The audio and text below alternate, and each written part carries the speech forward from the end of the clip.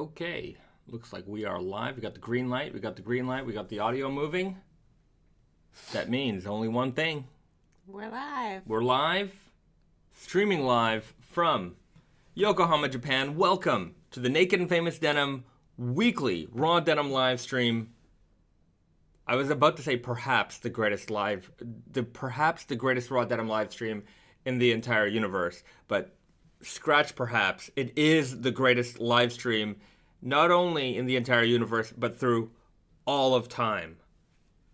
Past, present, and the future. And the future. And the future. Nothing will ever surpass this live stream, and you guys watching live are part of it. And we couldn't have made this live stream the greatest in all of history, past, present, and future, without you. So welcome, everybody. I'm going to start off with a round of applause for you.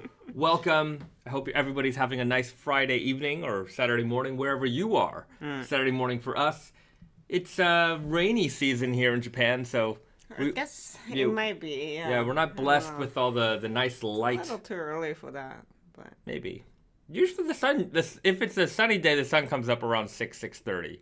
But yeah, I mean it has been it's been a rainy week. That's it. But anyways, I can't complain because at least our skies don't look like death, as many in North America are facing right now with those wildfires. They look wild. They do look very, apocalyptic. They look demonic. Demonic? Yeah, I've seen like the skies are red and I'm like, yeah, oof. it just feels like the end of the world. Feels like doom, you know? The Hell's Gate opened up and some demons are about to flood through. So stay safe out there, whether it is in fact doom coming to reality or if it's just nature's way of saying hello. Stay safe out there, my friends. Let's check in with the chat. Let's see where everybody's checking in from. We've got a lot of familiar faces. We got BD in the house. Good morning to you, sir. He writes, wearing pants and waiting on a stream of greatness. Well, thank you. Thank you very much. Patrick Sanchez is in the house as well. Johnny Cronhorn, hello. Grego writes, man, I missed out on the Kiko jacket. Oh, I was just trying to check. Yeah, I hate to say it, but I think a lot of people might have missed out on that Kiko jacket. Yeah. That said, let's start off the stream with a Bezad pro tip.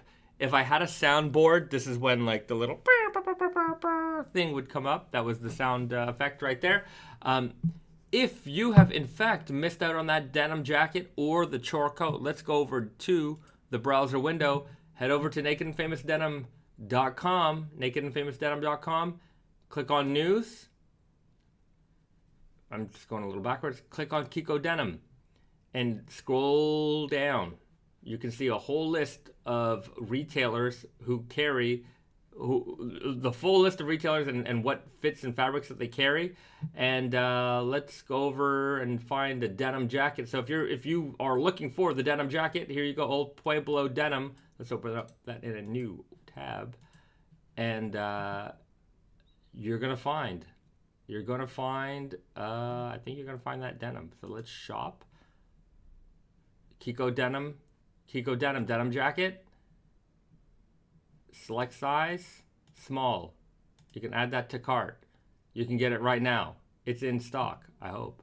It looks like it's in stock. Small, medium. Add to cart. It's in stock. Large. In stock. XL. In stock. If you're watching this live stream right now and you're looking for that jacket, go over to this website immediately and grab them. Tate and Yoko sold out literally the seconds that we published that online. So if you're looking for this denim jacket, don't walk, run over Old Pueblo Denim. Yeah, but I do also know that it might pay off if you sign up for notification. Yeah. Again, I think if you have signed up and then you got the email when the release happened, maybe try that again. I know there's gonna be a couple that's gonna Revolver menswear, Kiko denim jacket in stock. Medium, one left. They only got a medium and an XL left. 2 left in the XL. Go and grab them. So you have options to find this jacket currently. I don't know how long that's going to last into the future, but if you're looking for it, let's check over at Muttonhead. Let's just do it. Muttonhead, another great Canadian retailer. Let's look up the Kiko denim. You're going to be able to find it. They got the chore coat. They got the if you're looking for chore coat, you have a lot of options. They may have sold out of the denim jacket, but they have the chore coat right there. So or send them an email, give them a call. They got the large and extra large left. These are going fast. So don't wait. Call 8. You can still find it. But you can't wait too long on that one. All right, so that's for those who may have missed out on the Kiko. I don't mind if you click off this video and go and get that jacket. You can do that. But I just don't want you to be upset that you couldn't get it. Because right now, chances are you still can. You know, in a couple of days, maybe difficult. Okay. Back to saying hello to people. Dusty Rad Title, howdy from St. Paul, Minnesota. Thank you so much for tuning in. Reds W5, great to see you. As always, Birmingham, UK. Grego, aloha from Honolulu. Well, thanks for checking in. What else is happening here? Max, hello from Denver, Colorado. Great to see you. Aiden Smith, got my Kikos, baby. Nice. Fantastic. I hope you enjoy them. The fabric is really, really beautiful, as you saw in the photos and the videos. Yeah. Very, very comfortable as well. Very, very comfortable. All right. We've got Slater Brown, hello from South Georgia, USA. And Shane from Vancouver, Washington. Invis Ian's prime timeline, because this is the prime timeline, on the way to 1 billion subscribers. We'll get there someday. I think we'll get there. It's just a matter of time. Yeah. We might not be alive by the time we get there. But... Oh, we will. Yeah. It'll be like Futurama, which you never watched, but we'll just be heads in jars. Oh. Yeah, floating heads in jars, and it's okay. Okay. I'll still do the live stream, even if I don't have legs. No legs, no arms. I'm still gonna be a denim guy. Have a denim bandana or something. We'll figure it out. Science will figure it out. Seem to figure out everything. Chris Griffin writes, "I got a blue pull-up patch with my Kikos. That's a great move. That's a good move. Yeah. That is a good move." Joshua Vasquez wrote, "Managed to get the chore coat and shorts, although I had to order them from 2 different sites. Also picked up the raw canvas slub in green.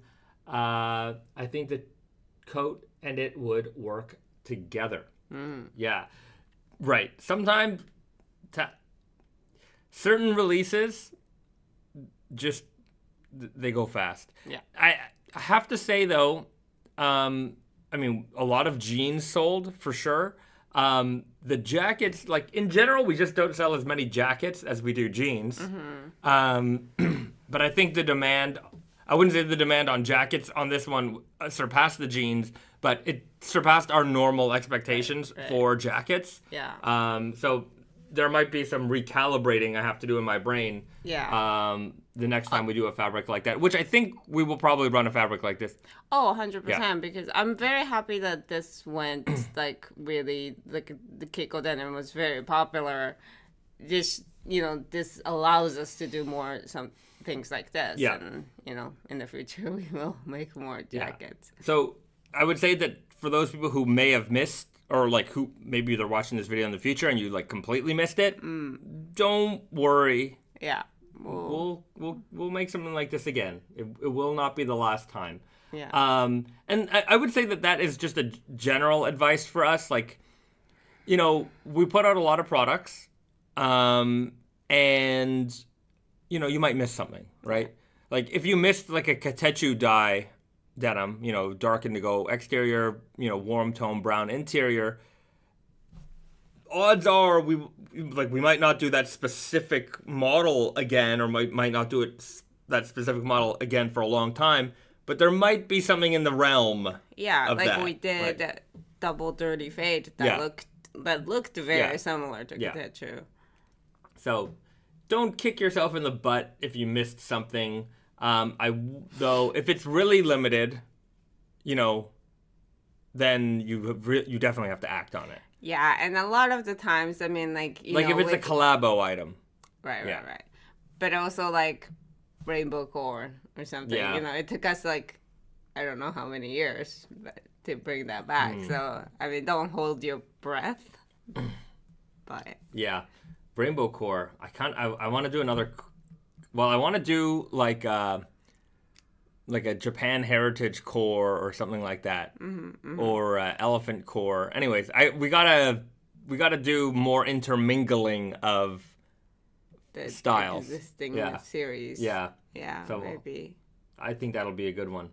You know, what day is it today? Today is where we are. It's June the 10th. In less than 2 weeks, I'm gonna be in Paris showing the spring summer 24 collection, and then I was just messaging with Brandon earlier. He's like, okay, we got to work on fall winter 24 right now. I'm like, we're in spring 23, we're getting ready to start shipping fall winter 23. No, what year is it? Yeah 23. Yeah, It's gonna show and start like pre-booking spring summer 24. And then we're working on fall winter 24. So there's like 4 seasons worth of just stuff going on right now. Yeah. I just have no idea how, like, you know, brands with 4 seasons will work. Yeah. Like, you can't even breathe at that point. Well, I mean, I guess they have a bigger team. That's true. Yeah. The people who are booking the new collection are not the people who designing are designing it. the collection. And even, like, when I worked at Diesel, you know, you had the creative director, and then at Diesel, what we would have is four drops per season. So there were 4 distinctive collections per season, and I have a feeling that each one of those collections probably had its own like sub designer and team. Yeah. But it was a lot of product. I mean, it was a huge company. It was a huge company. But yeah. I mean, we do like kind of weekly or bi-weekly drops.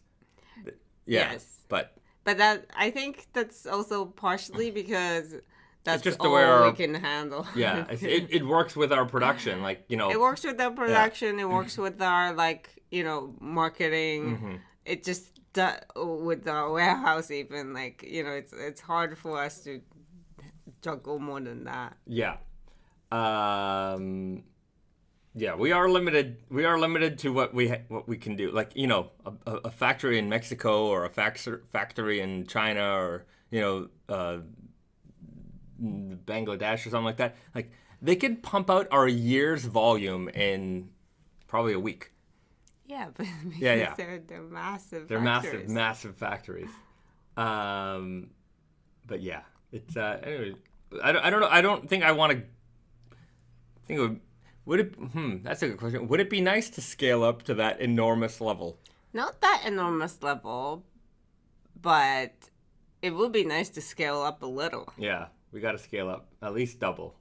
Double seems realistic, although I mean, you know, we've just been dealing with a lot of people around us is dealing with the difficulty of making. Like sewing in a developed country. In fact, even here in Japan right now, here in Japan, it goes up and down. Yeah, it was horrible during COVID, pandemic. Like, you know, the first couple years of it. Yeah, but it's getting hard. And came back, but like once it came back, it just also like needed adjustment time, and then I think it's now like struggling because it's such a small industry. Yeah. That it kind of gets affected by like couple things. Yeah, one big mover in this market could really shift a lot of things around. Like what happened in Japan for like production wise was, I guess, because part of it is probably because just costs of making things overseas went up a lot. And like when you factor in like, the exchange rates and shipping and all that stuff, it seemed like, well, maybe the higher cost of producing in Japan became a little bit more worth it for, other brands here. So they started taking up a lot more production space. And of course, you're dealing with bigger companies that can do a lot. Yeah. And so the smaller companies are like, oftentimes you get pushed aside, or there's it's just the way it is, you first come, first serve. So yeah, but it's also that, I mean, obviously it's the same in Canada. I'm sure it's the same in the States. It's the fact that people don't want to work in a sewing factory anymore. That's not a job that young people go after these days. Yeah, I don't even think a lot of young people even know that it's an option. I think in the countryside where like that's the industry, they are aware. Oh, sorry, I'm thinking like in Canada or like in North America, where like factory work just isn't as like, I would say, I don't know, the word normalized is right, but I don't think that people really consider that kind of work, as very normal. Like when I was a kid, I knew a lot. I mean, I working class background growing up, so a lot of the kids I knew, their parents, they worked in factories. That was pretty normal. Whereas I just don't know that many people. The only people I know are like, other, like I might have friends at like my age and like, oh yeah, my parents used to work in like this factory or that factory. And the part of that is the factory also doesn't like have the scale to like operate in like close to cities also. And that's a problem because if they are in the countryside, like they don't have access to all kinds of labor, forces. They just kind of are limited to people who are willing to live there. So that's part of the thing in Japan as well. Like if you want to live in the city, like you're not gonna get a factory job, like because it's not there. The factories used to be downtown. Yeah. Right. I mean, in Japan there's a little bit of that still, but not really. Yeah. Yeah. And our Montreal factory is, we're not downtown Montreal, but we're in the city. Yeah, because that's like our own, office factory. But. Yeah, and to be fair, Canada Goose also operates in Toronto and in Montreal in the city. Like because they can do the volume to be in the city. Yeah. So it's a lot harder for smaller factories. Yeah. And I mean, a lot of Japan is smaller factories. Yeah, smaller factories are definitely more countryside here. Yeah. But anyways, the troubles of production. It's always a difficulty. Yeah, but it is really becoming severe problems for any brands who want to make stuff in the developed country, I think. Yeah. It's a good bad problem because you're seeing companies, not just us. I mean, we've always lived our mantra, but hopefully the companies are like, oh, well, let's ditch that country and bring it back. Or not just doing, like, of course they're going to be like, oh, well, they're going to get on the made local bandwagon. Just pay attention to see if they stick to that mantra. Just keep a close eye. If you start seeing a big company talking about made local, and then, just see where they are in a few years. If they're still on that bandwagon, because sometimes, I would say that oftentimes people are ready to, they'll have that story and then they'll jump ship as soon as the grass is greener somewhere else, and then they'll tell you about some other. I mean, not to defend them though, like it is difficult if you don't own your own factory and you're your destiny is tied to somebody else's business, it is difficult to continue.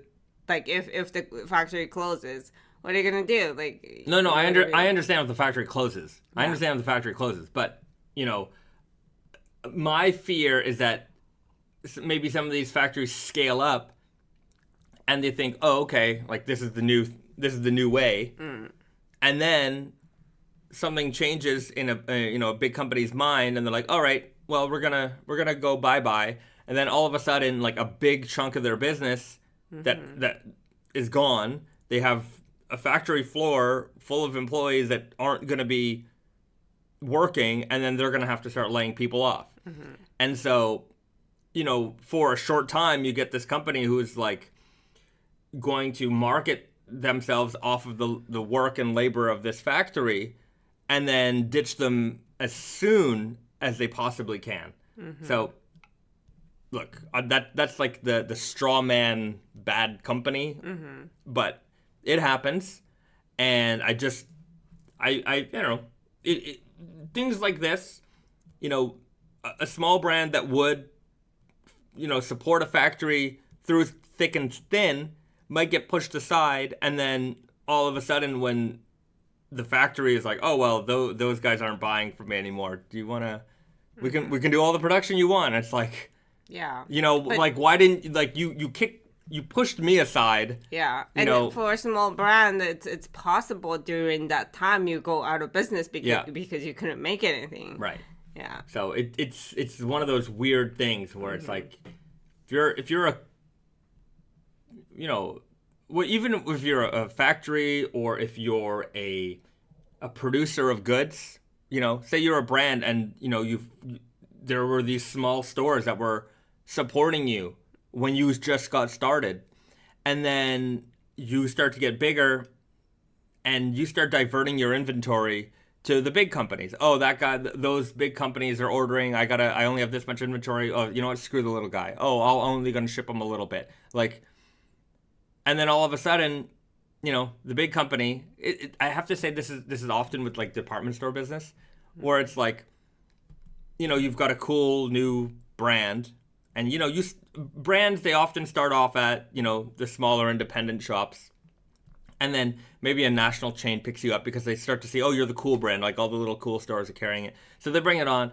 But the difference between like the cool stores and the department stores is that the department stores just don't have, they just, generally speaking, don't have the same kind of staff and environment as the independent stores. The independent stores got staff that are a little bit more in tune with the brands that they carry. They're more interested. Yeah, they're more interested in it. Yeah.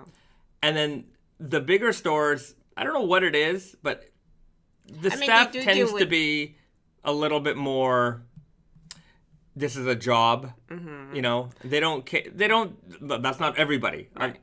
But you have a very small dedicated staff at a department store, and then the majority of people don't really know or care. Like they're there to, Yeah. I mean, to be fair, they do have to deal with a wider range of products compared to smaller independent retailer who is curated in a way but it's often by a department. So Yeah, no, but even within the department, like it's like your bigger, range of things. Sure. Not number of SKUs. But the department store can never replicate, very, very rarely can replicate, the kind of business that like the independent stores do. Yeah. Because the independent stores really sell to the right audience, right? Whereas like the department store's got a very general audience, and if you have a very specialized product or even like a hype product, the general audience sometimes doesn't know about that stuff. So they come in, they're like, what is this? I'm going to go with the recognized brand that I know. Yeah.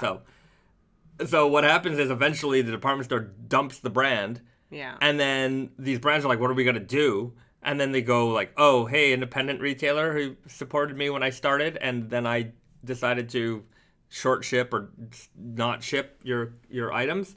Do you guys want to buy the collection again? And then they're off, like, maybe they'll give them another chance, or maybe they're off to the other new brand that may or may not, ditch them when things happen. So but department store also makes it harder for the independent brands, bigger brands, they're fine, but the independent brands are hit hard when you short ship, a few units, and they get penalized for it because that wasn't the plan. Like, it's, obviously, like, yes, you told them we're gonna deliver this amount, and you should, but a lot of things can happen and you can't deliver. Then like they charge you for it. And it's like, how is that fair? Yeah. Guys, just so you know, our color on our screen is looking a little funny. Yeah, it's a little you know what? I'm gonna overexposed. fix it just a second. Then I'm gonna tell you a very interesting story. There we go. That might be a little bit better.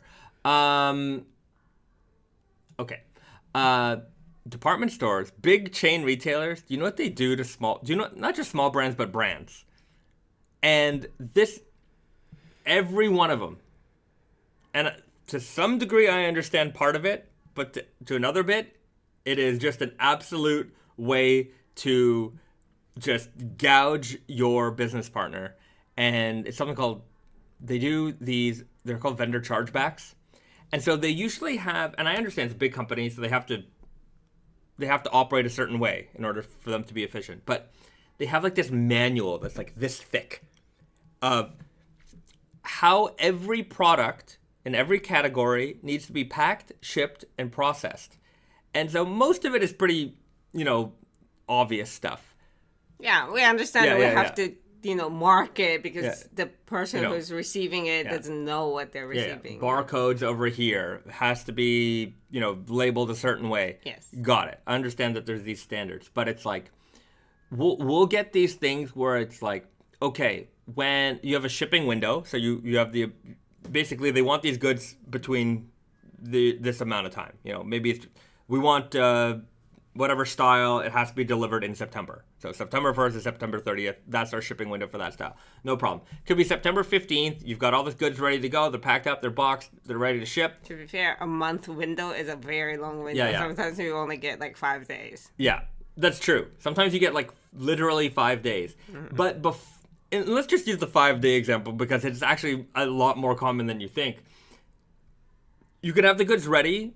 Okay, they're ready on like day 1 of the ship window to ship. Yeah, but you can't actually just ship them anything. You have to, send an email to them and be like, hey, I've got these goods ready to ship for the ship window that you told me. Do I have permission to now ship these goods? And then you might not get a response from them for like 2 or 3 days. And then they'll say, okay, it's okay to ship. And then you get like on a Thursday at 4 p.m. after FedEx and UPS has already picked up. They're like, okay, we can accept the shipment. So you get FedEx to come on Friday. They come and they pick it up. But now by the time it's delivered, the ship window's passed. And like they'll accept the goods in their warehouse because they need the goods.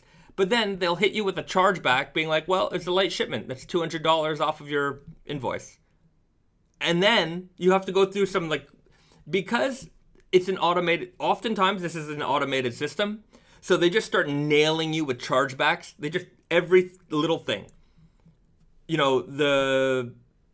Whatever it is. One box was overweight by, 8 pounds. Boom, chargeback.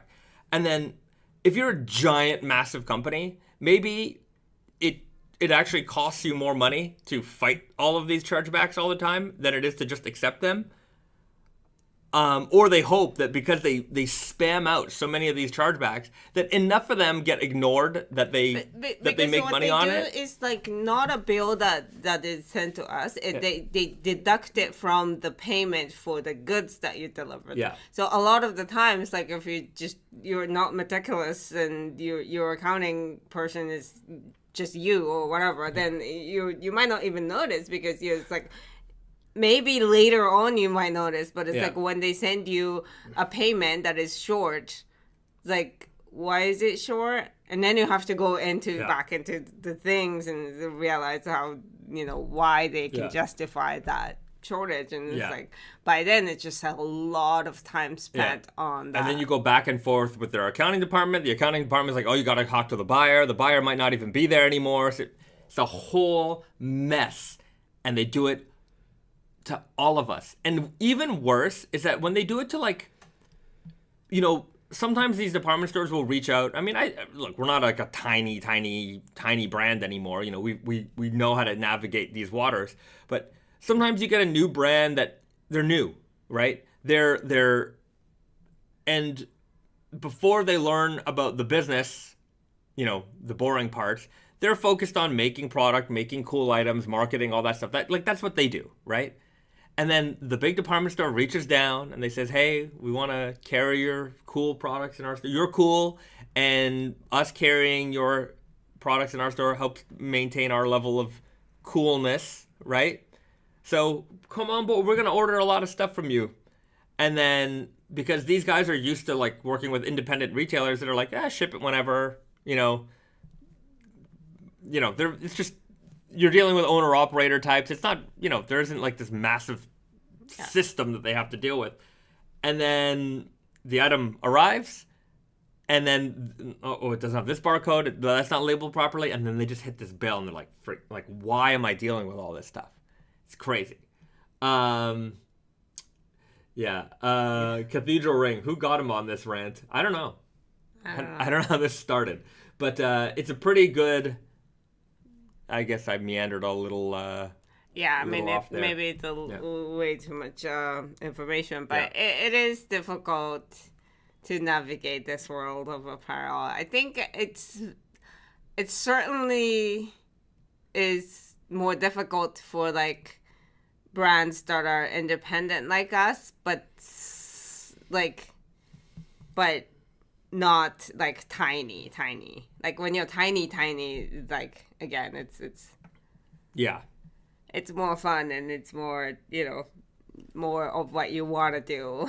So when you get to a certain size, it just comes with all kinds of strings and problems. Growth has its own set of problems. I guess that's what I'm trying to say. I guess that's it. The topic of that story was growth has its own set of problems. Mm-hmm. And you got to navigate waters all the time. It doesn't get easier. You just start to learn to tolerate problems better. Grego writes, boom, got the jacket from Revolver. Great. Fantastic. I'm glad you're able to get a pair. Now, BD is getting us back on track here. First off, he says, shout out to Detail Toronto and Mars Clothing Thunder Bay. They're great. Absolutely some fantastic retailers in the Ontario region. And then BD follows up. Any Can America Day hints or save those beans to be spilled later? Now, Can America Day can either be... It's either Can America Day or Americanada Day. They both kind of work pretty well. Americanada Day kind of works better in my opinion. Americanada Day. All right. Anyways, we'll see which way we go this year. I think I've done both. Americanada and Can America. Because Canada with just Canna. Yeah. Some people don't get it. Yeah. Can America. Americanada works because America ends with CA, and then you can just write the rest of Canada there. Yeah. And when you say then you know what you're talking about. Like, America, it's such a distinctive word. All right. So it might be the Americanada Day. So for those tuning in now, or for those who don't know, at least long time Naked Famous Denim followers, supporters of Tati and Yoko, Naked Famous Denim New York, know that for the 4th of July Canada Day weekend-ish time, we run our summer sale. This is, I think it's the first major sale of the year. And then, anyway, after that I can go into the breakdown of like when our sales happen. But what we're going to do is over at Tate and Yoko, pronounced Tate and Yoko, we have a sale. So we have a regular sale section, which you can see here. 20% off, 40% off, 60% off.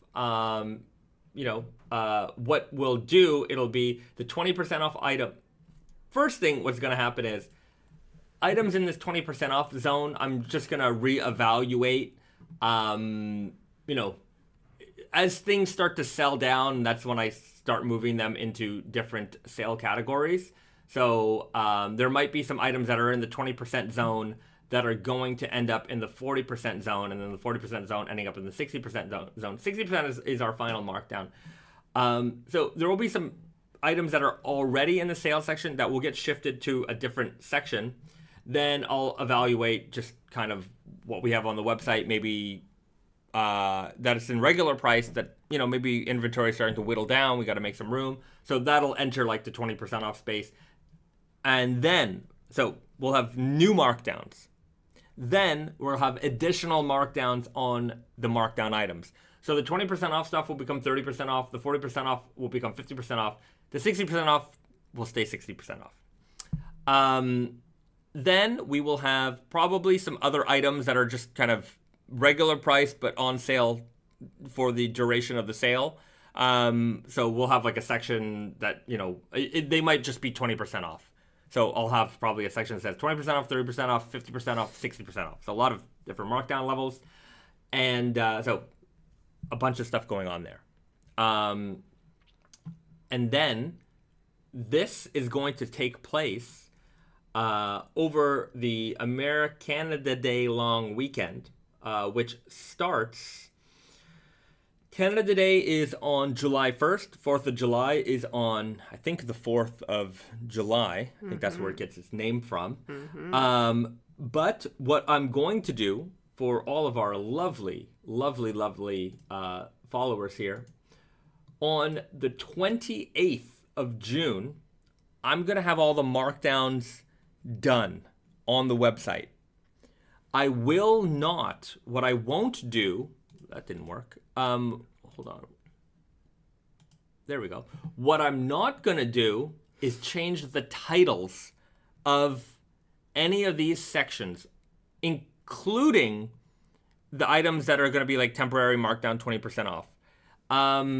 If you look at it, yeah. then you can if you see. look through the website, you'll see items that are 20% off. You won't send emails that there will be no indication that the website, any prices have changed. Now, if you just happen to be on the website that day and you get a better deal and you didn't even know about this little scheme I've got going with you guys, great. But if you know the scheme, which I'm telling you guys about the scheme now, it's going to be available on the 28th of June. So you're going to have a full day to take advantage of the sale. And then on the 29th, I'm going to do a full email blast letting people know the sale is on now. Take advantage of the sale. All of these like sale category titles are going to be, you know, properly titled. So take advantage on the 28th. I will send a 24-hour special out on the 28th, just because I always do a 24-hour, not always, but mostly I do it on Wednesdays. That might draw some people to the website, but some people may not know about the additional markdown, so they might just look at our deal of the day. If they like the deal, they'll take that deal. If not, whatever. But just so you guys know, it will be active on the 28th of June. So you get first dibs on the summer sale. And I promise, I think I do a pretty good job of, you know, delivering the deals. So if there's something that, you know, you had an eye on that maybe you're like, I'll wait for that to go on sale, it's going to be a good time for that. It's going to be a good time for that. So that's what's going to happen there. And then just so you guys know, for the rest of the year, because in my brain, we're winding down. Like we're in like planning from now until like fall winter 24, but like our fall schedule for releases and all that stuff, like that's really on top of mind these days. And in terms of what we do promo wise on Tatia and Yoko and Naked Famous Denim NYC, the next promo will be around Labor Day. I will call that like a mini sale. You know, the deals may not be as aggressive as like Can America Day. And then we'll get into and then it really kind of ramps up. We'll have Canadian Thanksgiving in October. So September they'll have Labor Day, Canadian Thanksgiving in October, Black Friday in November, and then there's Boxing Day, which is December. So we'll have some kind of major promo once a month from September to December. And then, of course, the Boxing Day promo carries a little bit into January as well.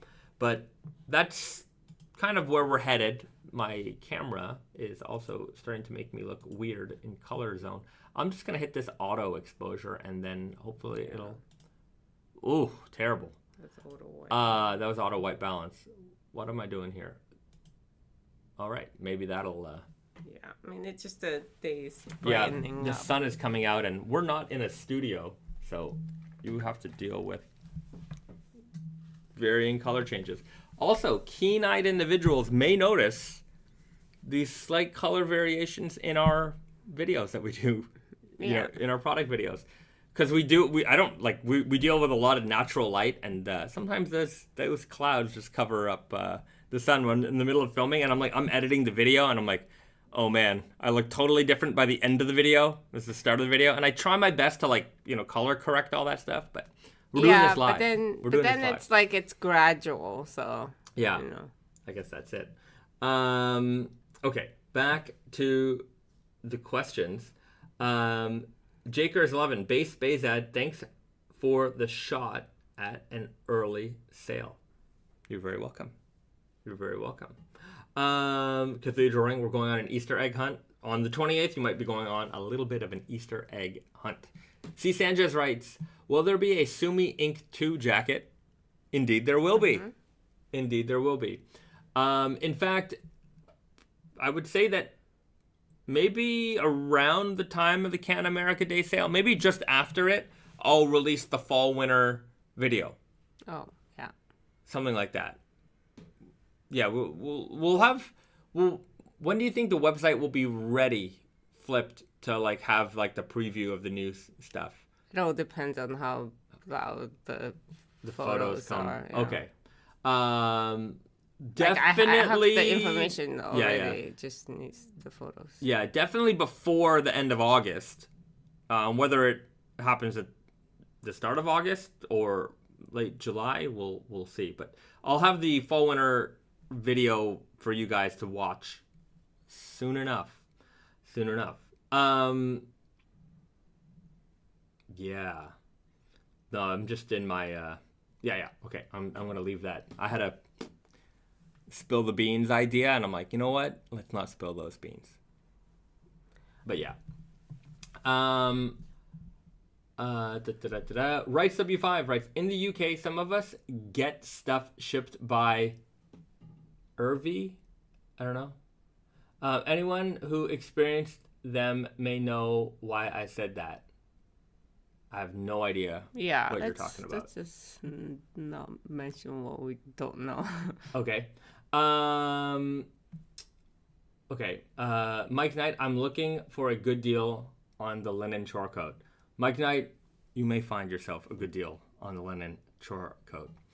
BD writes, keep the beans. It's fun to wait. All right. Sometimes it is. Producer, you got it. Somebody was asking about the Dusty Rose denim coming out. It will be not next week, but the week after on the 23rd, I think. Yes. Yeah. The 23rd. Yeah. That's right. So that will be the last release of, I think, Spring Summer 23 collection. There is that luxury flowers jacket that some people might still be waiting on. That might be pushed. That's definitely going to get pushed. It's not. We're not trying to release that anytime at this point because we have to keep moving. And it's not like we're ditching the whole project, but it just maybe pushed. Edward Mendez writes, he wrote, try Blue Owl. My Blue Jays were sold out, but I found a pair on Blue Owl. Okay, I guess he's responding to somebody else, but I think what I was trying to read was Julio Gerardo. How often do sizes get restocked at Tate and Yoko? It all depends. Mm-hmm. So, if you're talking about core product, I would say that generally speaking gets restocked pretty often. Like if they're available. If they're available. Like if a left-hand twill is sold out on the website, We the way our warehouse operates is that like Tate and Yoko is one warehouse, and then our inventory for our wholesale. Naked and Famous. Yeah. Is a separate one. The Naked and Famous warehouse. So our retail partners, there's an inventory warehouse dedicated for them. And so if we sell out of something on Tate and Yoko, usually I'll go through the inventory once every 2 weeks or so, and I will replenish. And so if it's a core item and we happen to sell out of the core item in Tate and Yoko and we have it in our Naked and Famous Denim warehouse, it's going to get transferred over. So that stuff gets replenished fairly regularly. Seasonal items, less so. And the reason why is because we make seasonal items more or less to order. So whatever we receive as an order when we're doing our seasonal pre-booking with our retail partners, say, we collect all the sales, we produce that, I put in an order for Tate and Yoko, I put in an order for Naked and Famous Denim NYC, all that gets produced, we might make a little bit of extra, sometimes in production, like, you order 3,000 meters of fabric, sometimes you only get 2,500 meters of fabric. And you got to work with it. So we might end up making a little bit less. Sometimes just during the production process, there's B grade, there's C grade fabric. So even if you order 3,000 meters, some of it is going to get lost, right? So that said, when we put that inventory online on Tate and Yoko, if it's a seasonal item and it sells out, the only way I can replenish that is if we happen to have some inventory left in the Naked and Famous Denim warehouse. So because we generally cut to order, if maybe a customer doesn't take their order or for whatever reason there's a little bit of inventory left, then I can replenish it. But the replenishments on seasonal items are, they don't happen as often because there isn't a pool of inventory for me to work from. Because when I order for Tate and Yoko, I order, more or less what I think we're going to need for that. So generally we're covered. Sometimes we sell things out a little bit faster than others. Sometimes things sell a little bit slower than others. But it's just a balancing act. But that said, if there's a seasonal item you're after, you definitely want to use the back in stock feature on Tate and Yoko. For example, let's head over to the website right now. Okay, let's just use the, it's just not even there, because it's sold out. So if we click on the Kiko Denim and you're looking for a jacket, if you're looking for like a large, in fact, because this is sold out, that email when available button appears right away. But if you're looking at a style that might have inventory in different sizes, it'll only appear when the size that you selected is not available. Click on this, put in your information. If we get restocked, like if I do end up having some inventory in the Naked Famous Denim warehouse and I restock it, you're going to get notified if that item gets restocked. Or there's also the chance that somebody bought something, it was the wrong size, they sent it back, and then that inventory gets put back on the website. So, or we find it. Oh yeah, sometimes things get found in the warehouse. They. But it also works with the pre-release items too. So yeah. Yeah, if an item is not sold out, it's coming soon, it will work the same way too. So it's a good reminder of when the item comes out. Maybe you're not paying attention to a release schedule. Yeah. You'll be covered. Yeah. Julio writes, so would a dirty fade be considered a seasonal item or a regular item? The dirty fade is a core item. Now, Nisha Lee writes, is it possible to add the jeans thickness to description on the website? Usually I look for 25 ounces or thicker. Well, Nisha, you are a beast if you're always looking for 25 ounces or thicker. But the good news is that we already do. So on every product description, we write the weight of the fabric for absolutely everything we put out. So whether it's a 12.5 ounce weight, 13.7 ounce weight, it's all there. So you can find it. That said, there's nothing on the website in 25 ounces. At 25, that's pretty thick. I do think I had this idea a while ago, and I never really worked on it. But it would be kind of cool to new subscriber, Lassie Mims. Welcome to the family. Yeah, so it would be a good idea maybe to have a filter where it's like, lightweight denim, under 10 ounce or whatever. Yeah. Like a range where you can choose and then you can shop in that range. That's true. That is true. Nicholas Vilpu writes, I'm having trouble deciding between the Kiko shorts or hemming the weird guy into shorts. My waist is a true 32, and I think the medium might be too big at 34.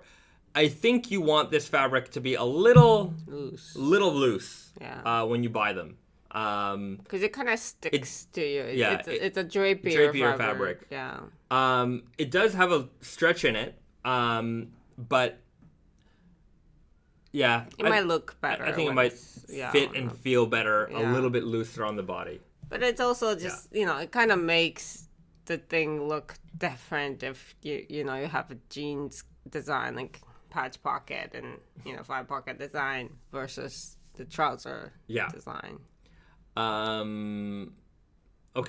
BD writes, can you talk about how the hem sale alert comes to be that? Okay. Can you talk about how the hem sale alert came to be that Tate and Yoko shared this week? So Tate and Yoko shared a list on their IG. It's basically a giant PDF of all the items that we have that are a little bit hemmed. So over the years, really this is something we should have dealt with a long time ago, but there's a lot of things we should have dealt with. Tried a few times in the past. Yeah. But yeah, like when we're dealing with hemming and stuff like that, there's always mistakes that happens, or like once a customer orders a item with hemming requested, then it's final sale. But say for instance, if we send them a wrong style and hemmed it, like we have to take it back. Obviously it's our mistake. Like if they order a weird guy and we hemmed a super guy by accident, well, there's not so. And different circumstances. Sometimes we do have to take back the hemmed item that are. Yeah. We might have hemmed it the wrong inseam. It happens, right? So a lot of things can happen. So we accumulate, even though it's not like a lot, but it accumulates over time, and then we've been accumulating this for 10, 12, 13 years. There's some amount of time that this is accumulated. We have a lot of jeans like that, and every now and then we try to get rid of them in a way that we give them the extra deal, but it does get complicated when we have like a system that we work. Like we can't put them in the inventory because it's not a proper inventory. Yeah. So we're doing the side kind of. Yeah. It makes it just the way our system works. Like we can't just put that item up. Like if it's a left-hand twill weird guy size 32 with a 32-inch inseam. I can't just put it up on the website and then have like a little note that says, a 32-inch inseam option is available. Like, it becomes a little complicated. So anyways, we figured we have this list. You guys can check it out. I don't know where that link is right now. But... because it was in a story? Yeah, it was an Instagram story. Yeah, he they need to keep posting it, I guess, after 24 hours. Yeah, follow Tate and Yoko. I'm sure they're going to repost it again. But there's basically a giant list you can take a look through. And if there's something in there that you like, you basically just message Tate and Yoko, and they will they'll send you an invoice, and we can send it out that way. The other plan that we have for this, and this hasn't been implemented yet, but it might come to fruition, is that we take those same items and we put them on, I don't know if you guys know the website grailed.com. And this is like a website that, people can resell items. So, sneakers and things like that. And, this way we can, it's just... The Tate and Yoko, just the way the system we have a lot of systems that have to talk to each other. it makes it really hard for us to put those hemmed items up there. So we figured, let's just put it on the separate website, and we can have like the measurements, photos, and all that stuff up. So it's like an actual product listing, and we don't have to make a new website because the website exists. And then you'll be able to get it there. So that's another idea that might happen down the line. And anyways, we're still trying to figure out what to do. But if that does become an option, I'll let you guys know, and we'll have a storefront link there that you can check out and get items there. So. Yeah, and we also have stuff that are not necessarily mishemmed, but have a very small damage or whatever that we cannot sell as like regular item. Right. Venomous Teddy writes, watch out for those seller fees. Yeah, regardless, whether it's you buying it from Tate and Yoko or you buying it on Grill, like nothing's free to sell. Yeah. Right. You there's. We are using their platform. Yeah. Whatever. Every retailer uses some kind of platform, and every platform wants to take their cut. So, yeah, it's just the way of the world. Yeah. Yeah. But sometimes it's worth it because we may need the space. Yeah. So, I get it. And I'm glad you're watching out for us. But yeah, it's just one of those costs of doing business, I guess. Okay. Brainstar writes, I thought about getting something from the hemmed sales, but I have too many jeans already. LOL. Yes. Look, I think I mention it quite often, but I think. Obviously, if you're here in the live stream, your interest in jeans is probably a little bit more elevated than a typical person, right? I think I'm pretty safe to say that. And as a result, we may end up with a few extra pairs of jeans that may not get as much love as, certain pairs. Well, I wouldn't say love, right? Because I think we love all of our jeans, but we only wear a certain amount of them. But there gets to a point where, don't just stack them up. I appreciate the business, but I want you to enjoy. I want you to get real joy out of the jeans that you buy. So just be aware of that. Actually, I have a good. I want to answer. I just want to mention two people. R wrote, got the Raised by Wolves collab from that sale, and then somebody also mentioned that they've already used that as well. So looks like Junior writes, I got the cookies and cream denim from that sale. So there are a few hidden there's a bunch of hidden treasures in that list. I think there's a Goku Weird Guy 32 in there. So there's definitely treasures in that list. But the other day, I forget who it was, but it was a YouTube video I came across, and it was a fashion channel, and they were talking about how, I guess the responsibility of, influencers and consumption. And, because influencers have all this stuff that they're feeding to this idea that you need to consume a lot. And I think that there's two ways to look at this. And I think that both, the idea that, say we're influencers, maybe in a way we are, right? Very microscopic. Yeah, very small way. I mean, we talk about jeans, and what it means to be an influencer. That's a whole other debate. But my career isn't being an influencer. Right, I may have some influence over people, but my job isn't I'm always looking for sponsors to plug something.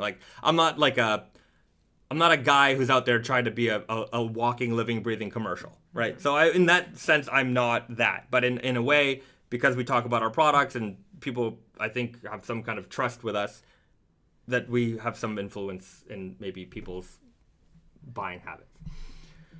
But I would say that I don't think anybody looks at us and thinks, well, I need to keep up with that, right? Number one, it's very clear that my apparel, the Naked and Famous stuff that we have and a lot of the stuff we have comes from our job. I'm not, I don't have to pay retail for this, right? You guys know this, right?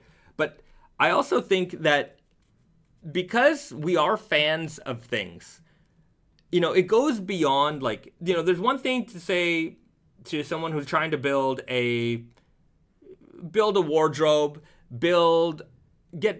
and for those who are like getting into better dressing and better menswear and looking to a channel like us or looking to a channel like Carl or Iron Snail or Stridewise, CRD, any of these guys, Cameron O, any of these guys, and going to their channels and being like, oh, I want to learn about menswear, right? And so when I make a buying decision about a jacket, I've done some research and, this person says this and that person says that, and I've decided that I'm going to get this particular jacket because it's stylish, lasts a long time, and I like all these features, and, I trust those guys' opinions on that. But also part of it, right? it's because this guy have tried on the other ones that's similar, Right. and he seems to like this one the most, so like I might like that one the most. Like Sure. they're doing your like.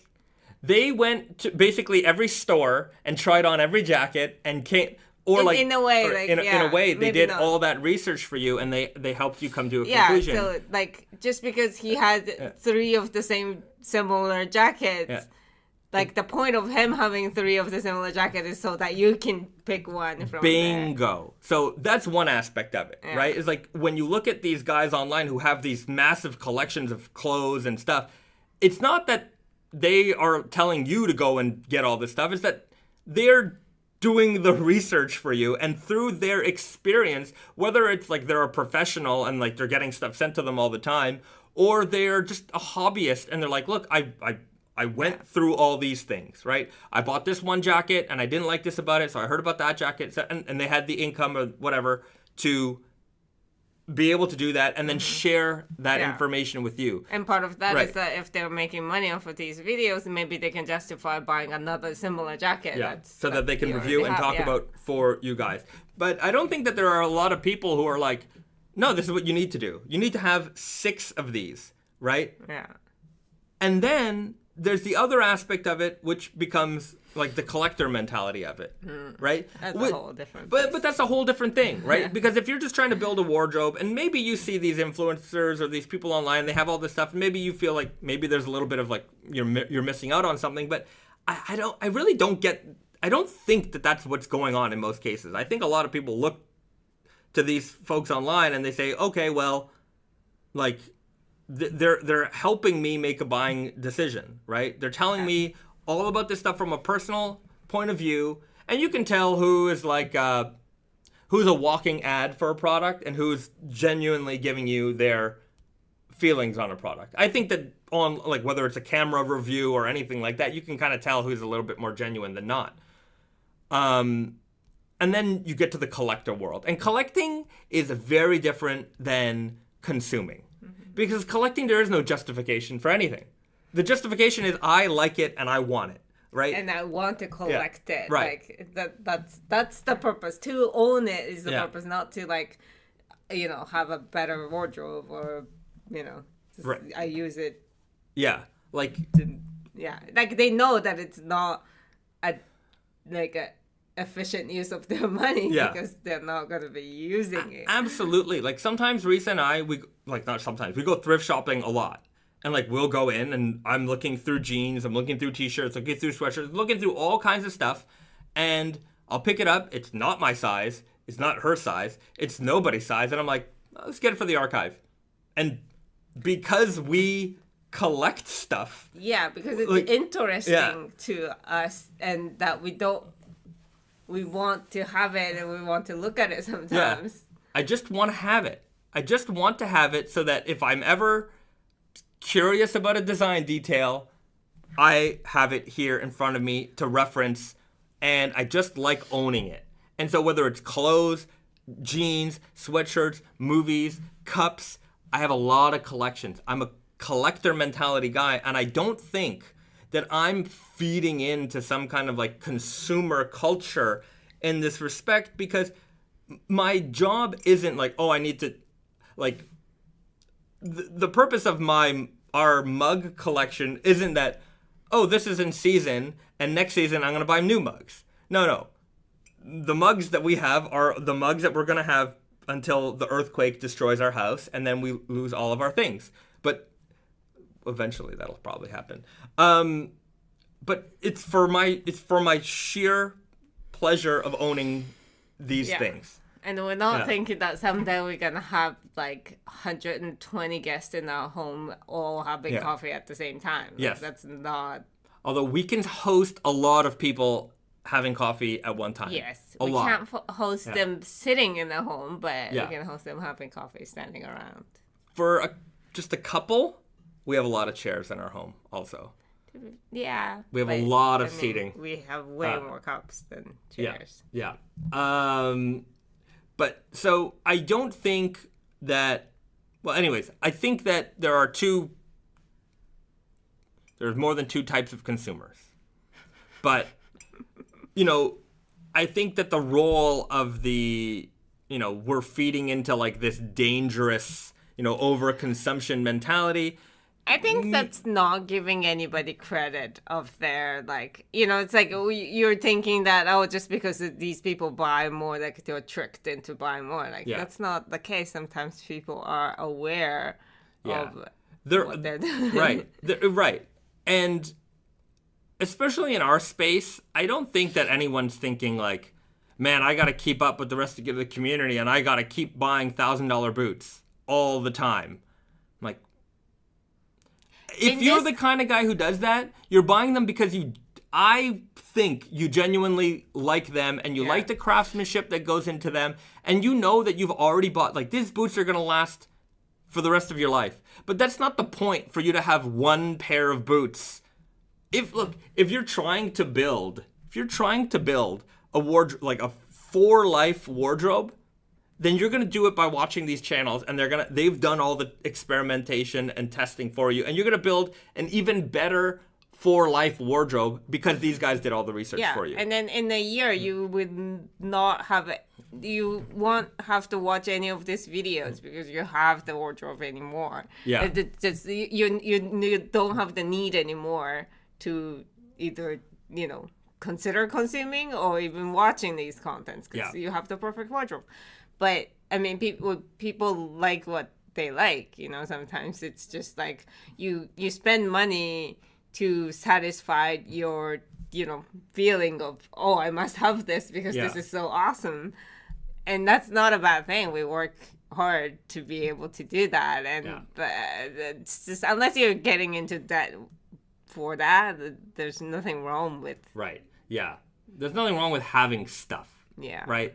When it does become a problem is when you're broke, you're spending more money than you can, and certainly, and look, if you are trying to keep up with the Joneses online with these, influencers, it's a losing game. Like, you will never win. That's their job. You're never gonna beat somebody at their job. Yeah. Right. And sometimes I get this like Instagram ads on, like, I guess like Instagram knows that I work in apparel, naturally, and like people who work in apparel tend to accumulate a lot of things because they can maybe get them less than retail, or they get sent stuff, or there's samples of blah blah blah, whatever, your friends or whatever. And I get an Instagram ad on like a platform. It's specialized in people who work in apparel can sell their like overflowing wardrobe. Because to be fair, like, that's a good market to hit because there's a lot of people who just wear a couple things, maybe a couple times to go to like a event, or like the samples that you're sent and you wore it once to take photos, and that's it. Like, so it's a good quality stuff that's not being worn so much. But so there's a whole market for that. It's funny how like they're marketing that specific group of people. Right. So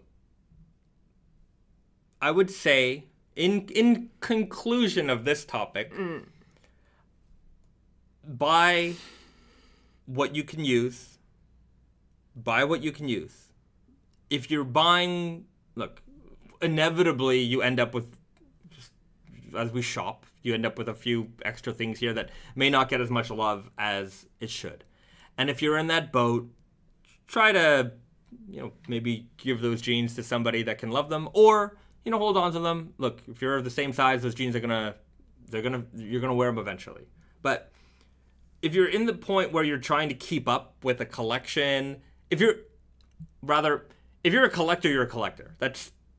You're just a collector. You're purchasing for different reasons. But if you're purchasing to build a wardrobe, I think it is a good idea to buy responsibly. Certainly don't try to keep up with anybody, and wear what you got. And if you find yourself maybe having a few extra pieces that you don't use that much, consider, donating to somebody who will, sell them online, and then, or trade up to something that you might want, right? There might be an item that is a little bit pricier than maybe there's something that's a little bit more expensive, but if you sell a few items here and there, grailed. Or through forums, there's no selling fees on forums. Maybe you can get that more expensive piece that you might not have considered. Those are, anyways, just some thoughts. By the end, I lost my train of thought on this one. Shane, with the most important question, need to see that the mug grails. All right, we'll show you a couple mugs. Let me get a couple mugs. I like how Chris Griffin says, I spend money because if I don't, my girlfriend will. I do have that similar feeling, not towards Payzad, but it's a lot of the times I feel like if I don't spend this money, it will end up, being there by the time I die, and then the government will take it. So, gotta enjoy life sometimes.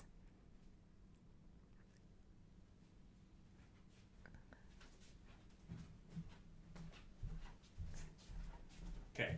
Now, we've definitely talked about mugs before. Don't drop the mugs. That's okay. They're pretty durable. Yeah, but not... Anyways, don't want to break them. That would have been bad. That would have been a bad thing to happen on live. Okay. Now, I like branded mugs a lot. A lot. I like my Dunkin' Donuts mug. That's a good mug. It's a good, durable mug. It's the old school logo. If I can get one with the purple and orange logo, I would really like that. And I like the way that this wraps around quite nicely. Yeah, I like that it's a color of donut and coffee. Yeah. It is. Purple? It's just awesome. Yeah, there's purple and orange. I don't know this one. That's the current one before they just called it Dunkin'. Oh, is it pink and orange?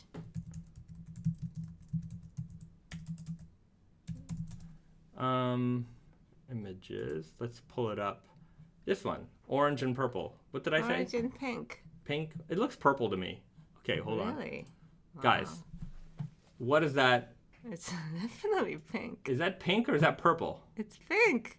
Oh, magenta maybe. The audience is going to tell us, and that's going to be the answer once and for all. So if I can get some kind of a milk glass mug with that logo on it, I'd be a very happy man. I also have this Canada's Wonderland. So this is our amusement park in Ontario. We don't have Disneyland or anything like that. No, but we've got Wonderland, definitely. And we've got Boo Boo on there from Yogi Bear. There is a Yogi Bear one that I would really like to have, but anyways, I've got Boo Boo. This one's I think quite rare. And then these ones. This one is quite common actually. The McDonald's logo mug, pretty common out there in the world. Anyways, I do enjoy this particular mug a lot, but there's a Canadian variant, and as a proud Canadian, there's this guy right here with the little Canadian flag on it, and it doesn't say good morning like it does on this one. So I like having this one because it's a little bit different, and for me, a lot of these things are all about things being just a little bit different. And I just want to show this magazine about Fire King mugs. There's like a few guys in here that have like that's just massive collections. Yeah. They hoarded everything. It's like yeah. This Burger King mug, boy, do I want it. And I found one online like a couple of months back, which it was like a grand opening for a Toronto location Burger King, and it was like $500. I did not buy it, but this guy's got a lot. Yeah. So, you know, we're not as bad as this. Yeah, we don't have that many, and I certainly don't have as many rare ones as these guys do. But yeah, this whole book is about milk glass, mugs and designs. Yeah. Yeah. But I would like a Ghostbusters one also. Mm-hmm. There's a lot of ones in here that I would like. Yeah. Oh, there's just some crazy ones. If any of you guys happen to see any of these, out there in the world, especially a Burger King one, and this isn't something that's interesting to you, it's interesting to me. So send me a DM if you ever see anything like if you said any of these. And I like that some of these have like an address, like it's a specific location of Burger King. And some of them it's just general. Another one I also like these like character cups. And like I've got this Hulk Hogan one here. I have an Ultimate Warrior and I have Macho Man, also the Macho King, Randy Savage. Shout outs. The rest in peace, Iron Sheik. The Iron Sheik died the other day. Yes, I'm aware. She's aware because I've been talking about it watching all these Iron Sheik videos. I loved the Iron Sheik, and anyways, he will certainly be missed. Our Iranian hero from Tehran, Iran. Jabroni. Yeah, he humbled a lot of jabronis in his day. I'll tell you that much. BD writes, I got a regular old 60s era Fire King from my late grandmother's house. That was about it for the inheritance. That's you know what? That's okay because you're still gonna you're still gonna use that for a very, very long time. Hopefully it doesn't break or fall, but if it doesn't, it's an everyday kind of use item that reminds you of your family. Exactly. I really like having we have a lot of stuff from my grandparents' home. Yeah. That I didn't necessarily inherit. I was just, I took them because they said it was okay to take them. It's just like when I use it, like I always think of these, times in the house that they had and all that stuff. So it's very nice. They stay on your mind. Yeah. And I would say that, back to like, maybe, I don't know if it falls back into consuming or whatever, but if you have something that you can use all the time, you get the most value out of it. Mm-hmm. So whether it's a mug like this, if you use it every day, then the cost of it eventually becomes pretty close to nothing. So, and even though we're two people, we do use most of we have a maybe 20 that's sitting on the shelf. Yeah, that and there's we use constantly, as always. Yeah, there's 50 or so in storage. Yeah. That we don't use. Yeah, they're just. If I had a bigger space to put glasses out, they would go there. But our favoritist ones are out, and when the earthquake happens, they're all dead. To go. They're all gonna die. I keep saying that, and I do nothing about it because I know it's gonna happen. Yeah, but we can't just live in a bubble-wrapped house. We can live in a bubble-wrapped house.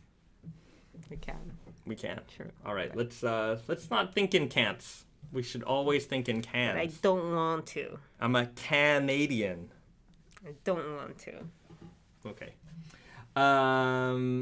Chris Griffin writes, speaking of Ghostbusters, I found a child-sized Naked Famous glow-in-the-dark denim. Bought it for my little cousin. Oh, that's fantastic.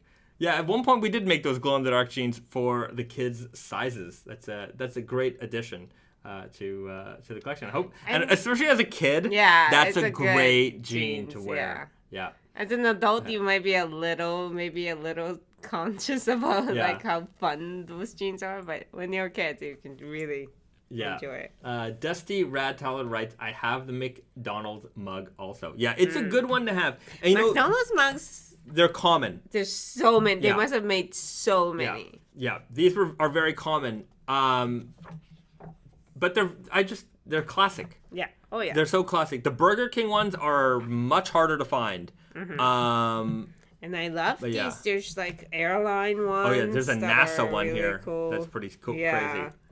Show it.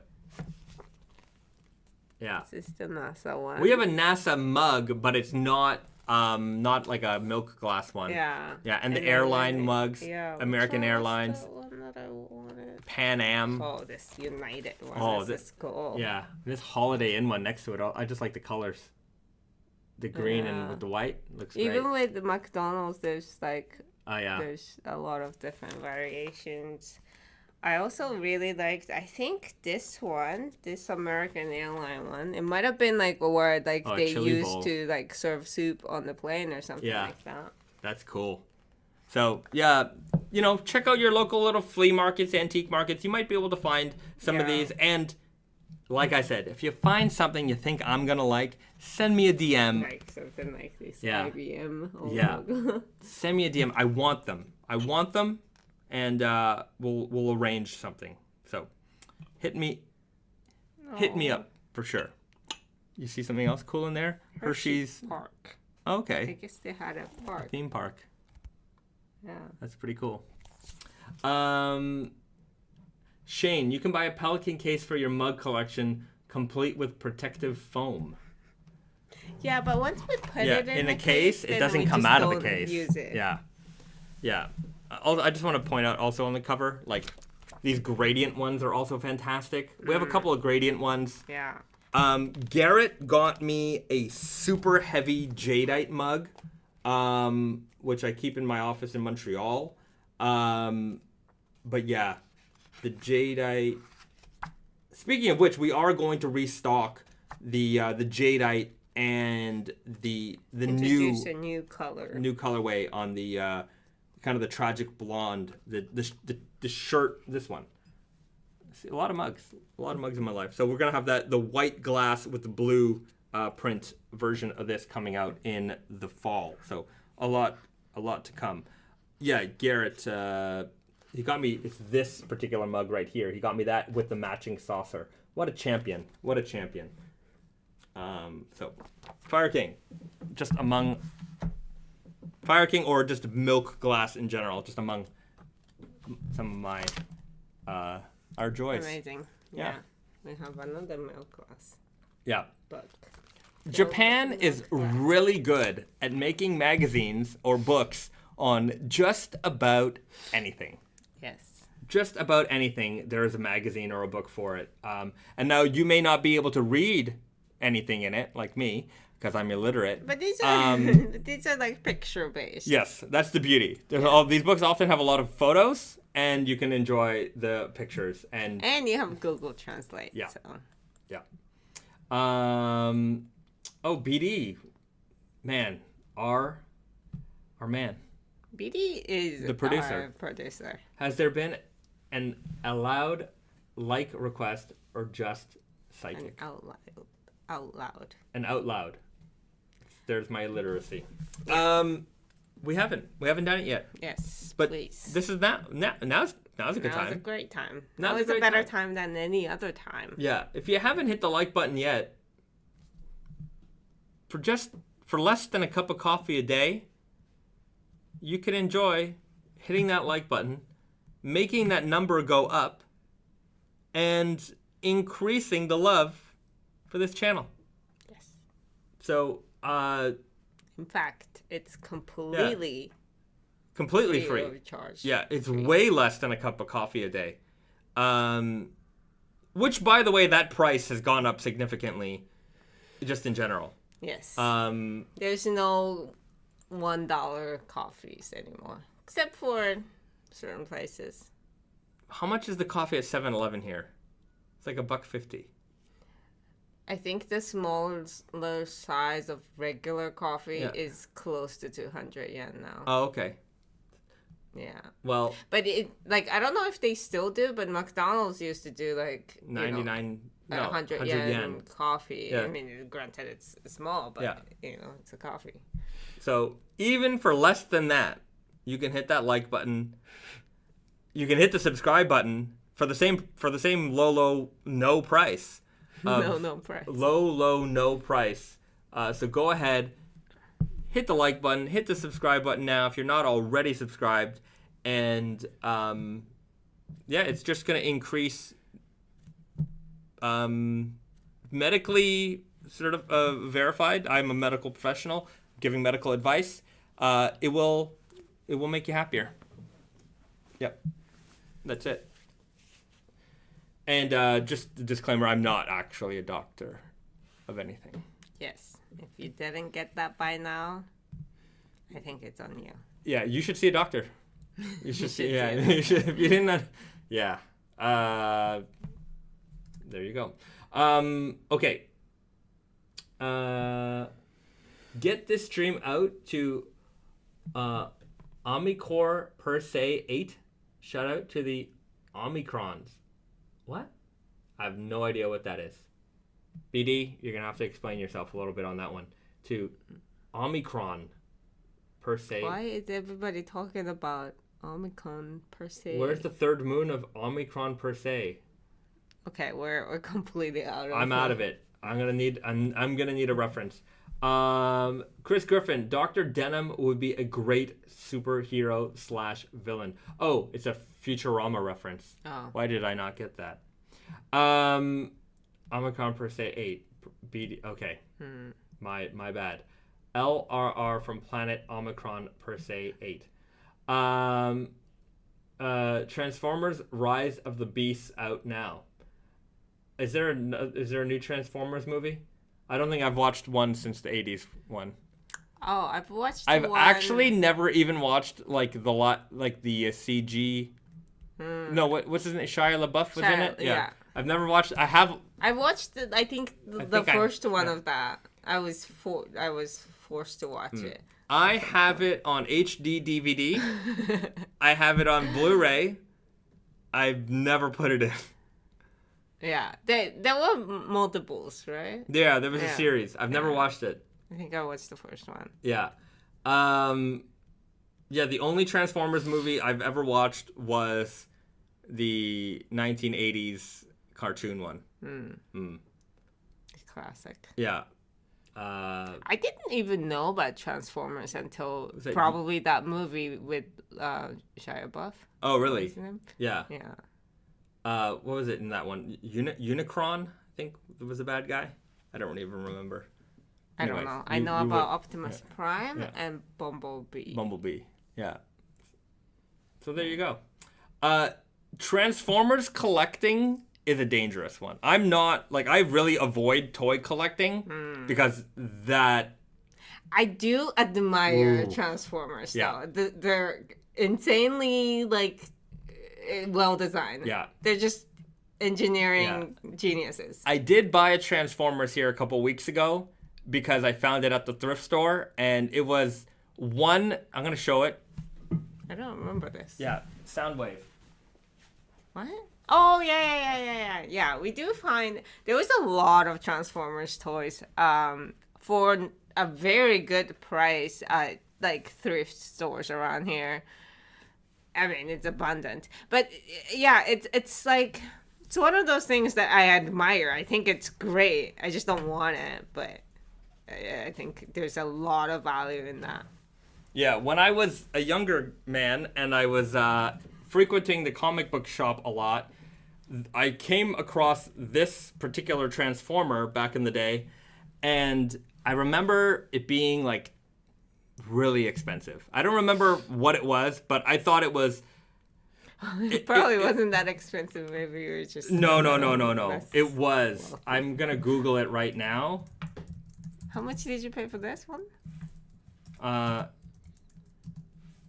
paid 200 yen, and I think we had a coupon, so I think we got it for free, inevitably. Right. I guess I see it online. This one is, or a similar one, is selling for $120. But anyhow, whatever it was, I see another one, $100 for this one. So To be fair, any kind of MP3 was well, like... that's the thing about this one. It was a Soundwave transformer that was an actual MP3 player. So you could take off like this little bazooka cannon he has on his shoulder, and you can plug in a headphone, and on here you could put in an SD card. So it was a real MP3 player transformer Soundwave, and it was a cassette deck or a cassette in there in the show. So I thought that was really, really cool. You can see the press play pause buttons all there. So I thought it was a really neat, but it was so expensive. I'm like, I'm never gonna buy that. And you can transform it into like a little like cassette Walkman. deck. Yeah, like a little boombox type of looking thing. So I thought it was. I'm not gonna transform it now, but maybe anyhow. Yeah, I found it at the thrift store just the other day for a couple bucks, and it was like not. It was in the electronics section as not working, and what was not working about it was it didn't have a battery in it. So I put the battery in it, and it worked just fine.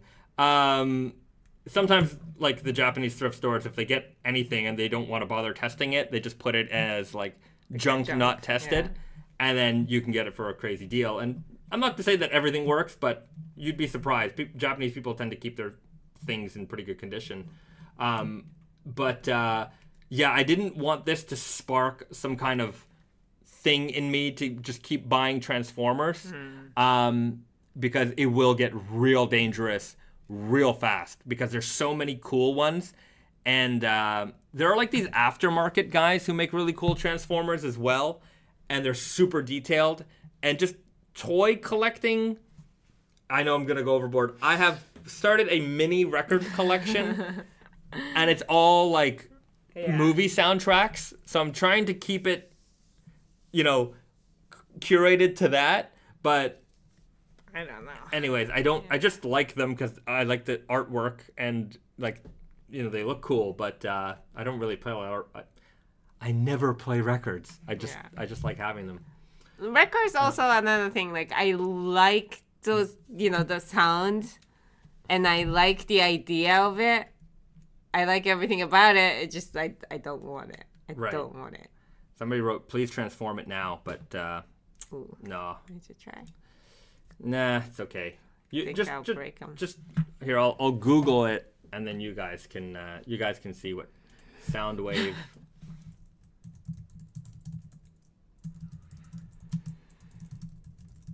You can see what I'm talking about. Yeah, there we go. So there you have it. He that's him, and then he transforms into this little MP3 player deck, which is pretty cool. I thought it was like that's the one I got right there, the black version. But yeah, I think I got it for like $2. There's somebody transforming it. It looks like, or at least they're playing with it. So there you have it. A cool transformer. But yeah, toys, very, very dangerous. Very dangerous thing to collect for me. Yeah, but like Transformers is different because it's like toy and a puzzle in one. I guess so. And it is like a lot of thought. A lot of engineering went into that. went into that. Yeah. I appreciate that. Junior writes, I've been collecting Tarantino soundtracks though. Oh, can I show you something that you might be envious of? Today's live stream, it's just about showing Faizad's collection of things. And some rants. Oh, I'm obsessed now.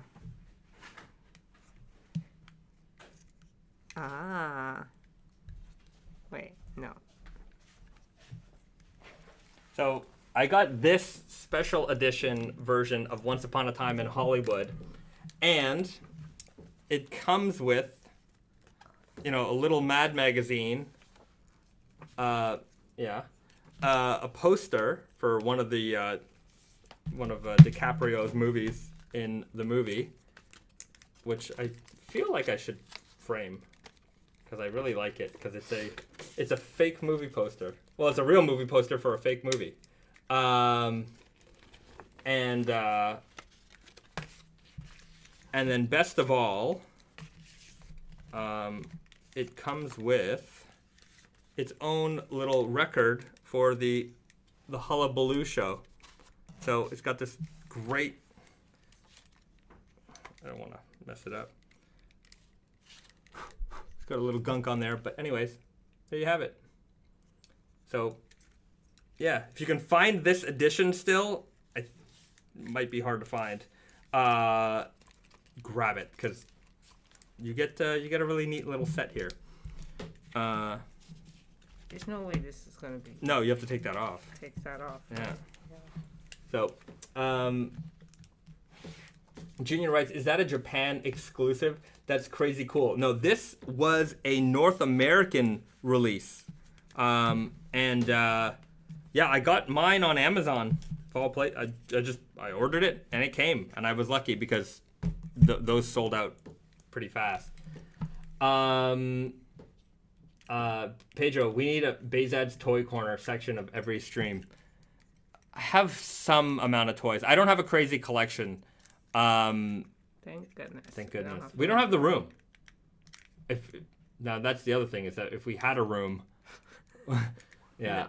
To be fair, I mean, if we want to feel this home to, Yeah. How's Risa's building project going? I don't know. What is the project? My building project? Do you have a building project? I'm building this robot right now. BD, lookbook, maybe next week? Yeah, next week we'll dive into some old lookbooks again. Nicholas Vilpu, I just pulled the trigger on the Kiko short. Hopefully the sizing gods are favorable to me. I'll find out when I'm in the US in a couple of weeks. Okay, cool. We do ship to Japan. I know you're based out here. I don't know if I ratted you out. Sorry. Boxed you. Yeah. But yeah, our international shipping rates are pretty favorable. Yeah, they're really not bad. Anyways, if you ship them to the States, that's fine. But if you want to change it up, you can send us a message. We can get that sorted out for you. You can enjoy them sooner, especially because I know we are in rainy season here in Japan, but it's also humid as heck. It is, summer temperature now. Yeah. Anyways. Pedro writes, Kasuri X Kasuri jean, too wild. Double Kasuri yarn. That's not, I wouldn't say that's too wild. It might be a lot more expensive for not much gain.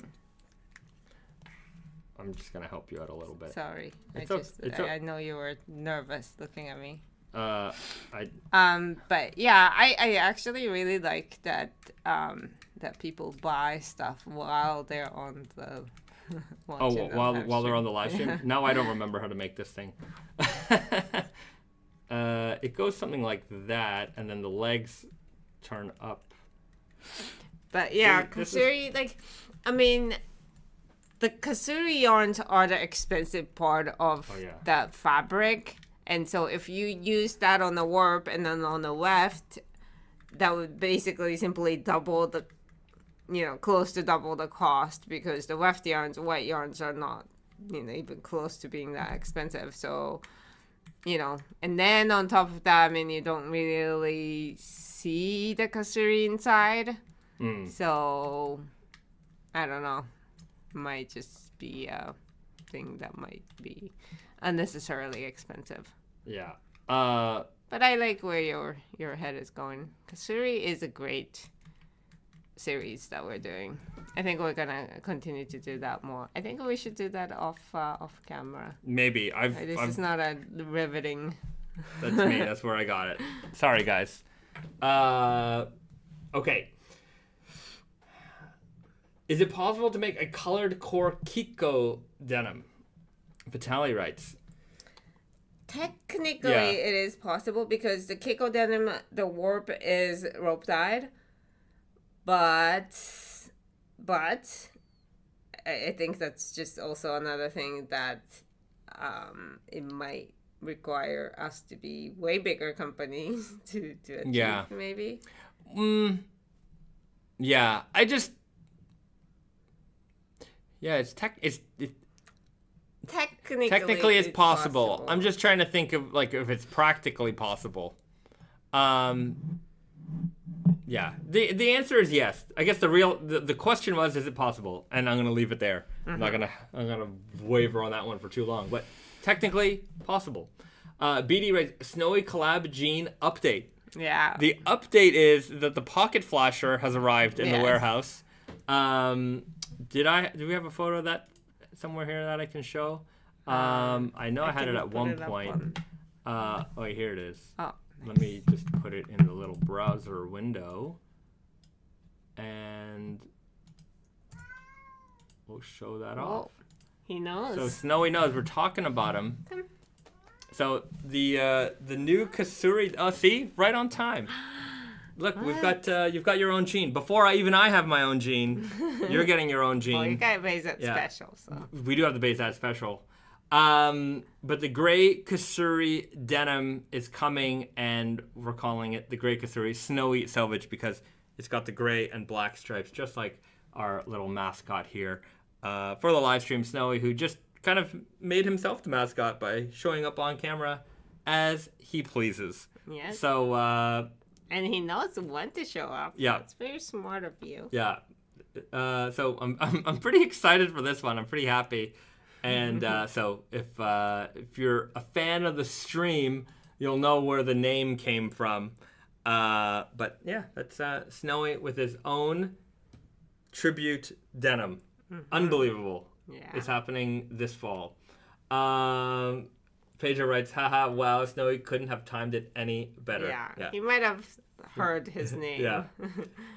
So we'll be able to preview that hopefully sooner than later as far as like the fabric and everything is concerned. But it does. Coming. Hold on, I might have a picture of it somewhere. I just want to see if I can actually show it, or if I even have it. I'm just double checking. Oh yeah, here it kind of is, but I have to save it somewhere. And then one section. Okay, that's that. And then riveting content here, me just finding files on my computer. Bang, bang, bang, bang. Okay, great. Let's show it off. Boom. So that's the only picture I have, but you can see gray and black stripy Kasuri denim, just like Snowy. The perfect match for our little guy over here. So it really did feel appropriate. Yeah, it is. Like originally it was just gonna be like the gray Kasuri, and then somebody in the chat mentioned that Snowy should have his own denim, and I'm like, we're gonna do that. We're going to do that. Snowy just turned pro. Congratulations. He's got his own pro model. Yeah. Right? That's it. That's it. Right. Now we're gonna start earning your own food money. Yeah. Look at that. We're gonna all of your food money is gonna come from the proceeds of these jeans. Pedro, that flasher is so damn cute. Yeah, it was designed by our good friend John Cutt. He does a lot of our pocket flasher designs. All right, Snowy's making his way over here. Good boy. And yeah, so that'll be coming out this fall. It'll be a smaller production run, but yeah. That live stream was around 3:24. Cool to see it all come together. All right. Oh, wow. Chris Griffin, our archivist, the chief archivist. Yeah. You know what? The collective minds of the internet. It's incredible. They have the answer for everything. Okay. I'm just trying to think where. What else we got to cover? We didn't show a single jean on this live stream, but we do have the Dusty Rose, which you're wearing. Right. I don't have the sample back there, but that is the next release. Yes. Yeah. And that would be not next week, but the week after, which is the 23rd. Yeah. And yeah, it will come in all the jeans. It will come in a jacket. It will come in women's classic and overalls. Yeah. Although overalls might not make it in time, I'm not sure. But they will come. Yeah. Yeah. Okay. So you know what? Maybe, with all that said, do we have anything for snack time? I never even... We left the house like once this week. Let me check the pantry Reese's really quick. gonna check the pantry real quick. Maybe we'll do a quick snack time and wrap things up for you guys here. It's been a while since we did snack time. Yeah, maybe there's a... I don't know. I have no idea what's in there. For real, this whole week we left the house once.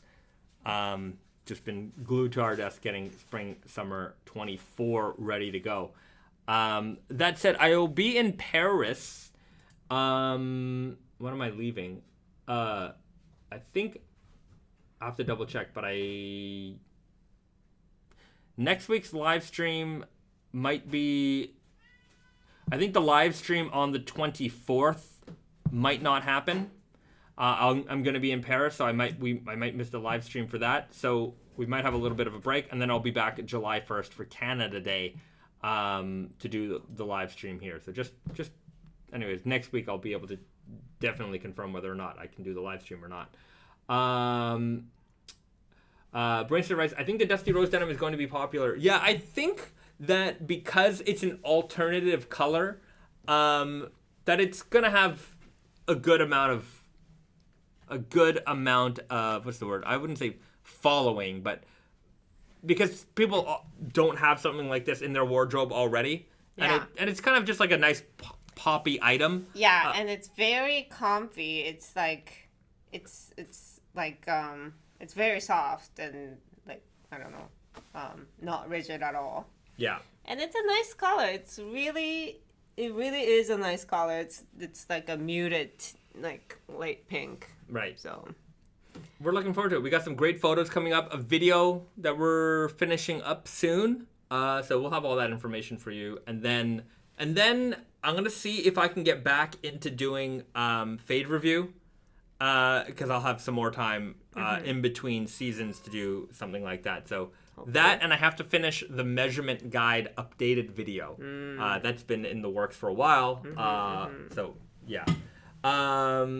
Shane, somebody wrote, Ali56, what area of Japan do you guys live in? We are in Yokohama, Japan, the intergalactic headquarters of Naked and Famous Denim, especially the live stream. But the main headquarters of Naked and Famous Denim, of course, is in Montreal, Canada, Quebec, French Canada.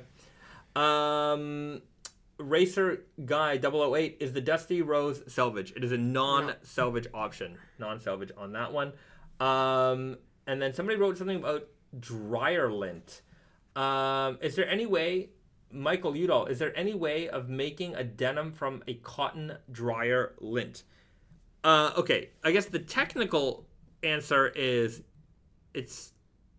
I would say it's certainly plausible into the possible range. Whether it's doable, like, is one thing. Are you talking about the lint that gets like, taking that material, spinning it into a yarn, and then taking that yarn and weaving it into denim. I don't think that material made entirely of, like a yarn made entirely of that would be strong enough.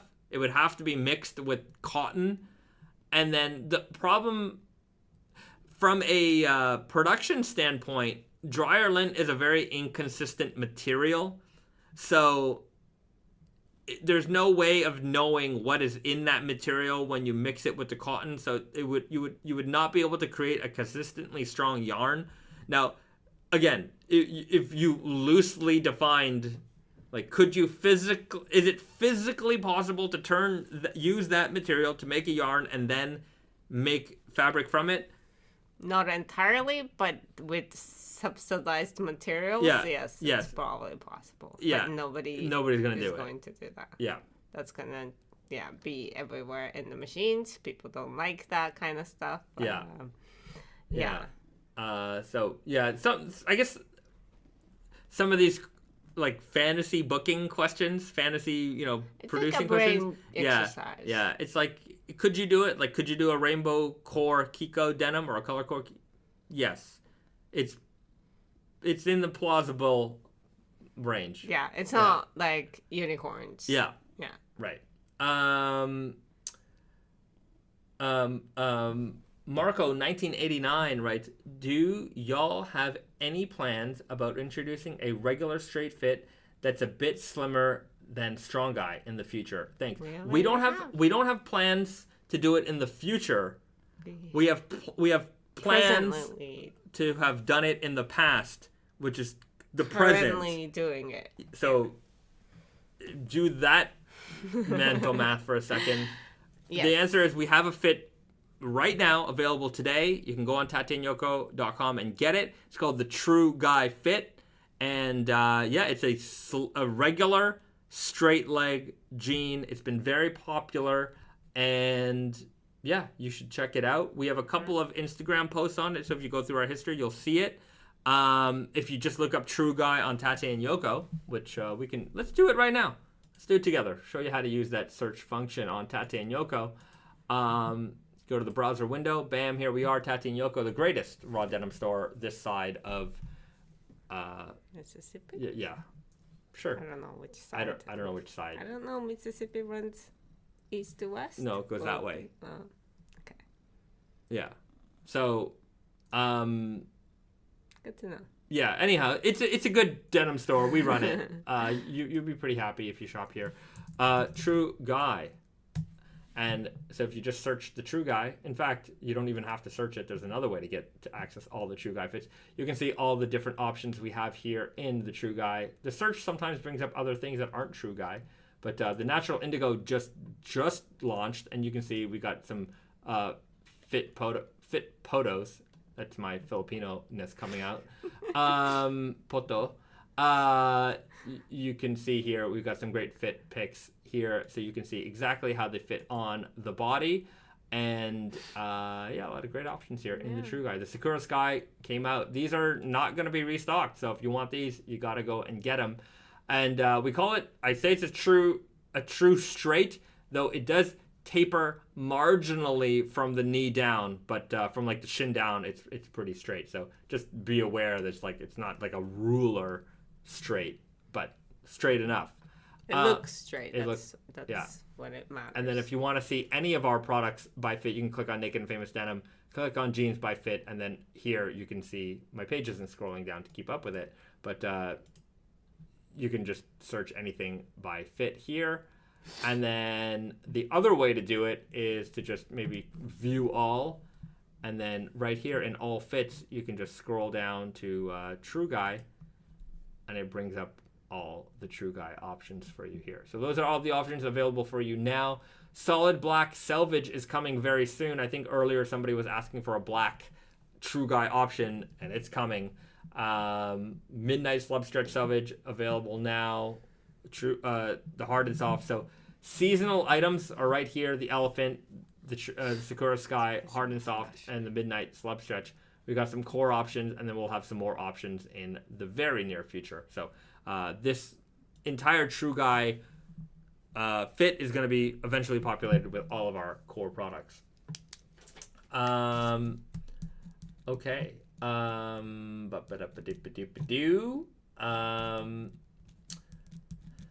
Michael Udall, another idea I had would be for you guys to do a new version of the Natural Indigo Loom State, like a left-hand twill version or broken twill. Yeah, that's not a bad idea. Like a broken twill loom state denim. You actually don't see that very often. Like an unsamphorized broken twill. The problem with unsamphorized in general is that it's a harder sell for most people. If we were to do it, maybe it's better to do that in MIJ, because then we can do a rinse wash on that. Rather, like we can do a tempe on it. But yeah, I'll keep that one in mind. That's not a bad one. Pedro writes, Snowy is going to go brag to the other cat in the house. Oh, what's that? You don't have your own gene? Oh, isn't that terrible? I feel a little bad. Yeah. We got to work on Caterpie genes. Yeah, we'll work on that one. If we ever do a Pokemon collaboration, our cat is named Caterpie.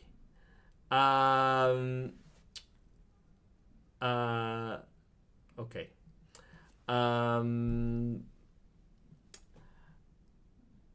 You know? BD, Have a Dusty Rose overall fan in this house. The missus can't wait to snag those. Yeah, this is a very good one. It's very, springy, summery.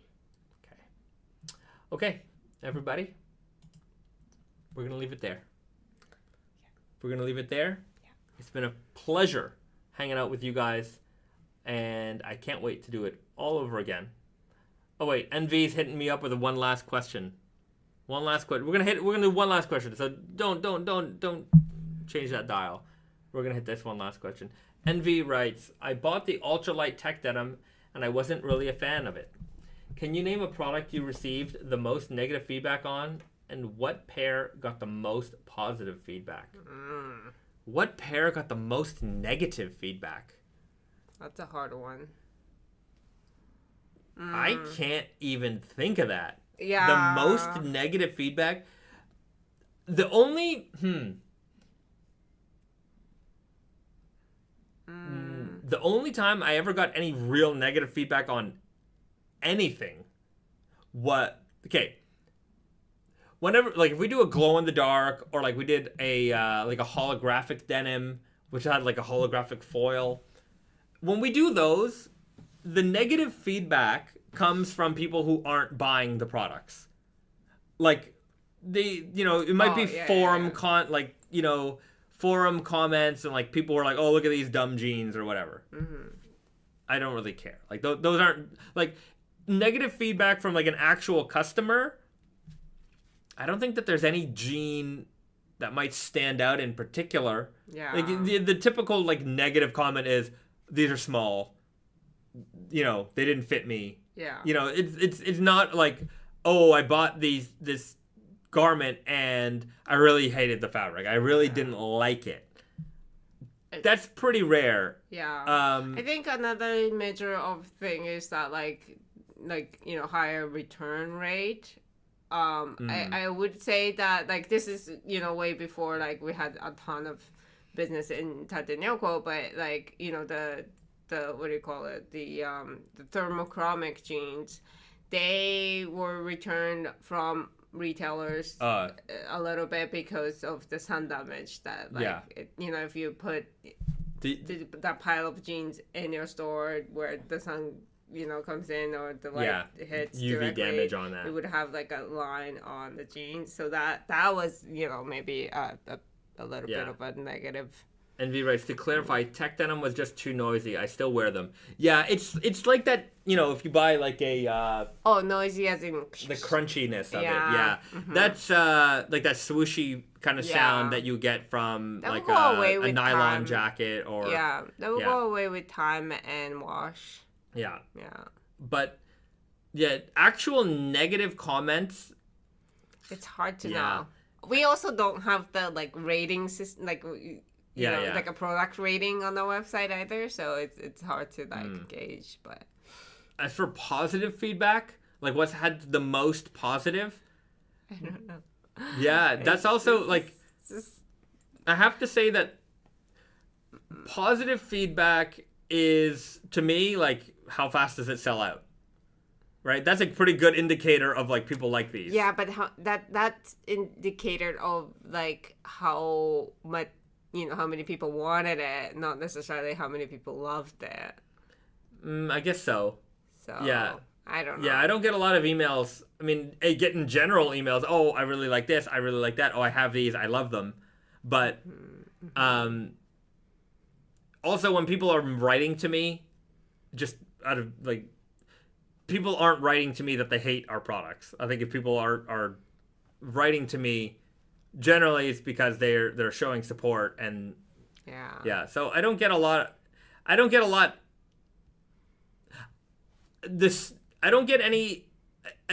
for a single product any more than anything else. Usually people's feedback is just a general, like, oh, I have the left hand twills, I really love them, oh, I have the elephant denim, I really love them. Right? And then for negative feedback, it's usually like the overwhelming only negative feedback I will get on anything is, it's too small. Yeah, it's a small. It doesn't fit me. I'm like, okay, well then we could fix that problem.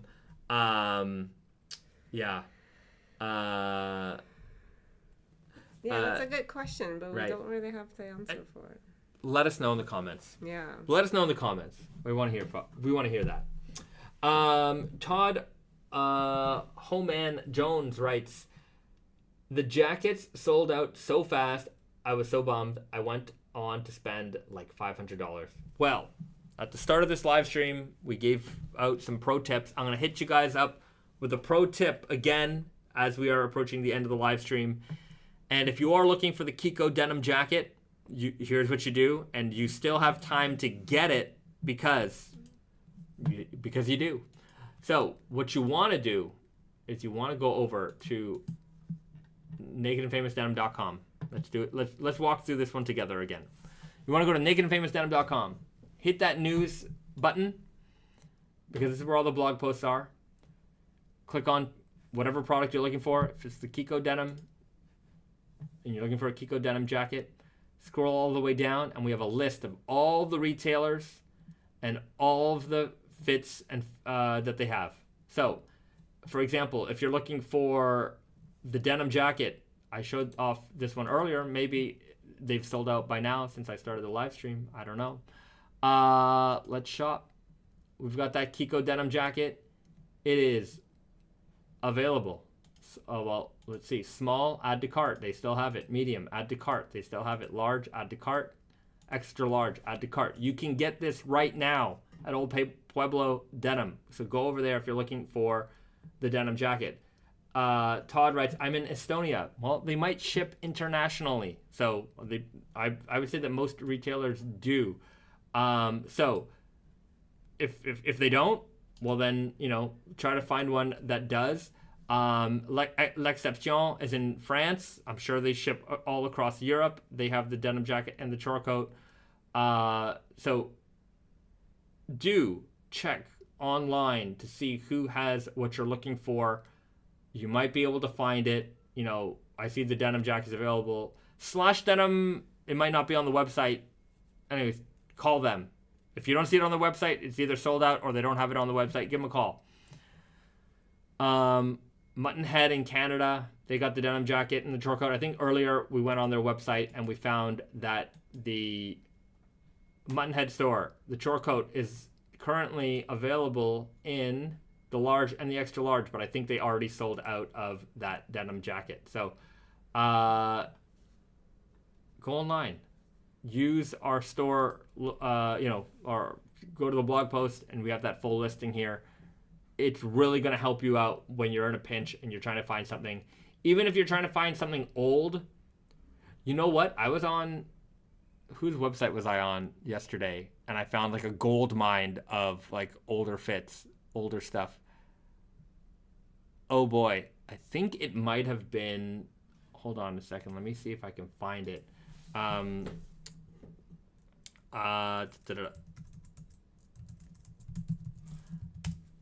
Yeah, it was here. Let me just pull it up. So for those looking for maybe some older items, let's just pull up the Naked and Famous Denim stuff, and you're gonna find some treasures. Some of our some of our retail partners, they just don't have the reach of some of our bigger retail partners or maybe more well-known ones, and they might have some stuff that's been there. Maybe they have one or two sizes left over, a couple of sizes here and there, but right here, bricksandbonds.ca, they got the turmeric selvage. You can still find those. The Asanoha kimono print, that was a very, very popular style. They still have a couple pairs left. Weird Guy, I think as I scroll down, Elephant 9 32, that's a key size. That's a good one. Some masks if you're interested in those. It's wildfire season. Island Blue, all conditions. These ones were made with Dyneema, so really super durable denim. Couple of fits here, sizes left. But yeah, as you scroll down, Kasuri 31, that's a good size. But yeah, clear blue denim jacket, large. They have some options. Yeah. So, wow. Oh, look at this. Wow. Look at this. This is what I noticed. Frankenstein Jeez. You know, if you're looking for the Frankenstein, these are the last ones on the planet. So they've got a couple here in stock. So check that out if you're looking for the Frankenstein denim. Let's just do one more load here. Left-hand twill, so they got some cores. So yeah, that's the one that, like, bang. You'll never find these new. So they have a couple. I mean, they're 30, 31, 32, 33 in the super guy. So they have some good sizes left. It's only good sizes if they're your size. Looking for. Yeah, I would just, by that I mean it's a pretty common size. Yeah. It's not like 28. Yeah. Alex Bean Base writes, what do you guys think of the new Sonic game? I didn't even know there was a new Sonic game. I never know when there's a new game. Sorry. Yeah. But yeah, we talked about Mortal Kombat and Street Fighter last week. Yeah. Nate Dogg is in the house. I'm new to Naked and Famous, and I found out recently that you will tailor the inseam, but after that, it's not returnable. What would be the best way to make sure I'm buying the right fit, like Super Guy, etc.? I think you want to buy them without any hemming, and then make sure it fits you well, and then after that, get them hemmed. Well, we do offer free hemming or complimentary hemming with purchase at Tatsu and Yoko and Naked Famous Denim NYC. But it wouldn't be, it would be, it would cost you if it's not your right fit or right size. So to get something hemmed locally is going to cost you between $10 and $20 at your local tailor shop. They know how to hem jeans. They've done it a gajillion times. It's best for you to make sure you get the right size, right fit, make sure that you enjoy, you like what you're trying on. You know, whether that means you shop at Tatsu and Yoko or elsewhere. Some people have different return exchange policies. See which one works best for you. Make sure you got the right fit. And then the other pro tip is to make sure you have the right fit, use our measurement guide. Mm-hmm. If you go on tatsuandyoko.com. That's the most important. Yeah. But I also would encourage you not to hem them if you're not sure. Yeah. So if you go to tatsuanyoko.com, scroll to the bottom, we've got measuring guide. Use this guide. Use it exactly how we do it. When we say measure the waistband, we mean pull the waistband, the front and the back up together. Make sure it aligns perfectly. Get that measurement. And so on and so forth. So we have all the instructions on how to do this. There's also a little video. Follow that. And look, if you do that, you should be fine. You might make a mistake. That's okay. But the more costly mistake is to hem a jean and then not be able to return it. And you can understand why you can't return a hemmed jean is because it's been altered, right? You can't. It's just the way it is. So so that's what you should do. Cheddar Buttersworth writes, so what's the raw denim scene like in France compared to North America or Japan? Europe's raw denim scene, it's not just, I don't think it's, in France, the raw denim scene is a little bit more workwear focused, but I would say that it's very French workwear-y, right? Just the way that they wear, it's not like, it's a lot of chore coats, a lot of, especially like French, that French blue chore coat and army stuff. So there's a lot of like workwear styling, and the styling is oftentimes very full style outfit. But I'm gonna argue that it's less of a work raw denim sphere. More like a vintage denim, vintage, and also like really washed down, like workwear, but not like raw denim per se. Yeah. Like ours just like raw denim. We don't, not only do we not distress it, we rarely ever wristwash it. That kind of thing is a little bit more, I think, aesthetic driven, like more like fashion. Yeah. The aesthetic is vintage, I find. That's like workwear, military vintage. You don't get a lot of like jeans and raw jeans and a t-shirt, or like, Nike Dunks, like, that outfit is not, it's there, But like in North America, I find that the raw denim scene is the absolute widest, because you do get everything from, chucks and raw jeans and a t-shirt, all the way up to, hardcore, vintage aesthetic, and everything in between, right? So yeah, that's just my view of it. Europe is a lot more vintage heritage workwear. Yeah. But I find that France is a little bit more, but you also, you know what you do also get? Sometimes you just simply get like, raw jeans and like a tailored shirt. Because they just like, some people just like that clean aesthetic. And whether they're wearing the raw jeans because they want to fade them, or they just like them because they're dark and clean, there's that aspect of it as well. But I'm gonna say I'm gonna do it, but I'm probably not gonna do it. I should probably get some street snaps of people when I'm in France. That would be fun. Try to post those. That could be fun. Yeah. I just want to point out, because Mike Knight is asking how to get to that blog post where you can see the list of retailers online. So you go on the website online, we just have the hamburger menu, and you go to the news, or you can just scroll on the main page. But yeah, so these are blog posts of each release. If you're looking for Blue Jay, you just click on it, and then you see at the very bottom. We've got that list. Yeah, so that's how you get it. Yeah, so there you go. All right, we're gonna leave it there. And I know there's a couple of questions there in the chat that we didn't get to handle on this stream, but we'll get it on another stream. So thanks for hanging out. Thanks for hanging out with us. If you want to follow us on our socials, it's there in the link in the description below. And we'll see you guys next week. Next week, Friday evening, 7 p.m. Eastern, for our weekly Raw Denim Hangout live stream with all the best people in the entire universe. So we're all right here, hanging out. Talk about jeans. And ranting about other stuff. So that's that. Have a good weekend, everybody. Be nice to yourself and be nice to somebody else too. All right. Bye, everyone. Bye, everyone. Hold on a sec. I gotta click the button. There we go. Okay.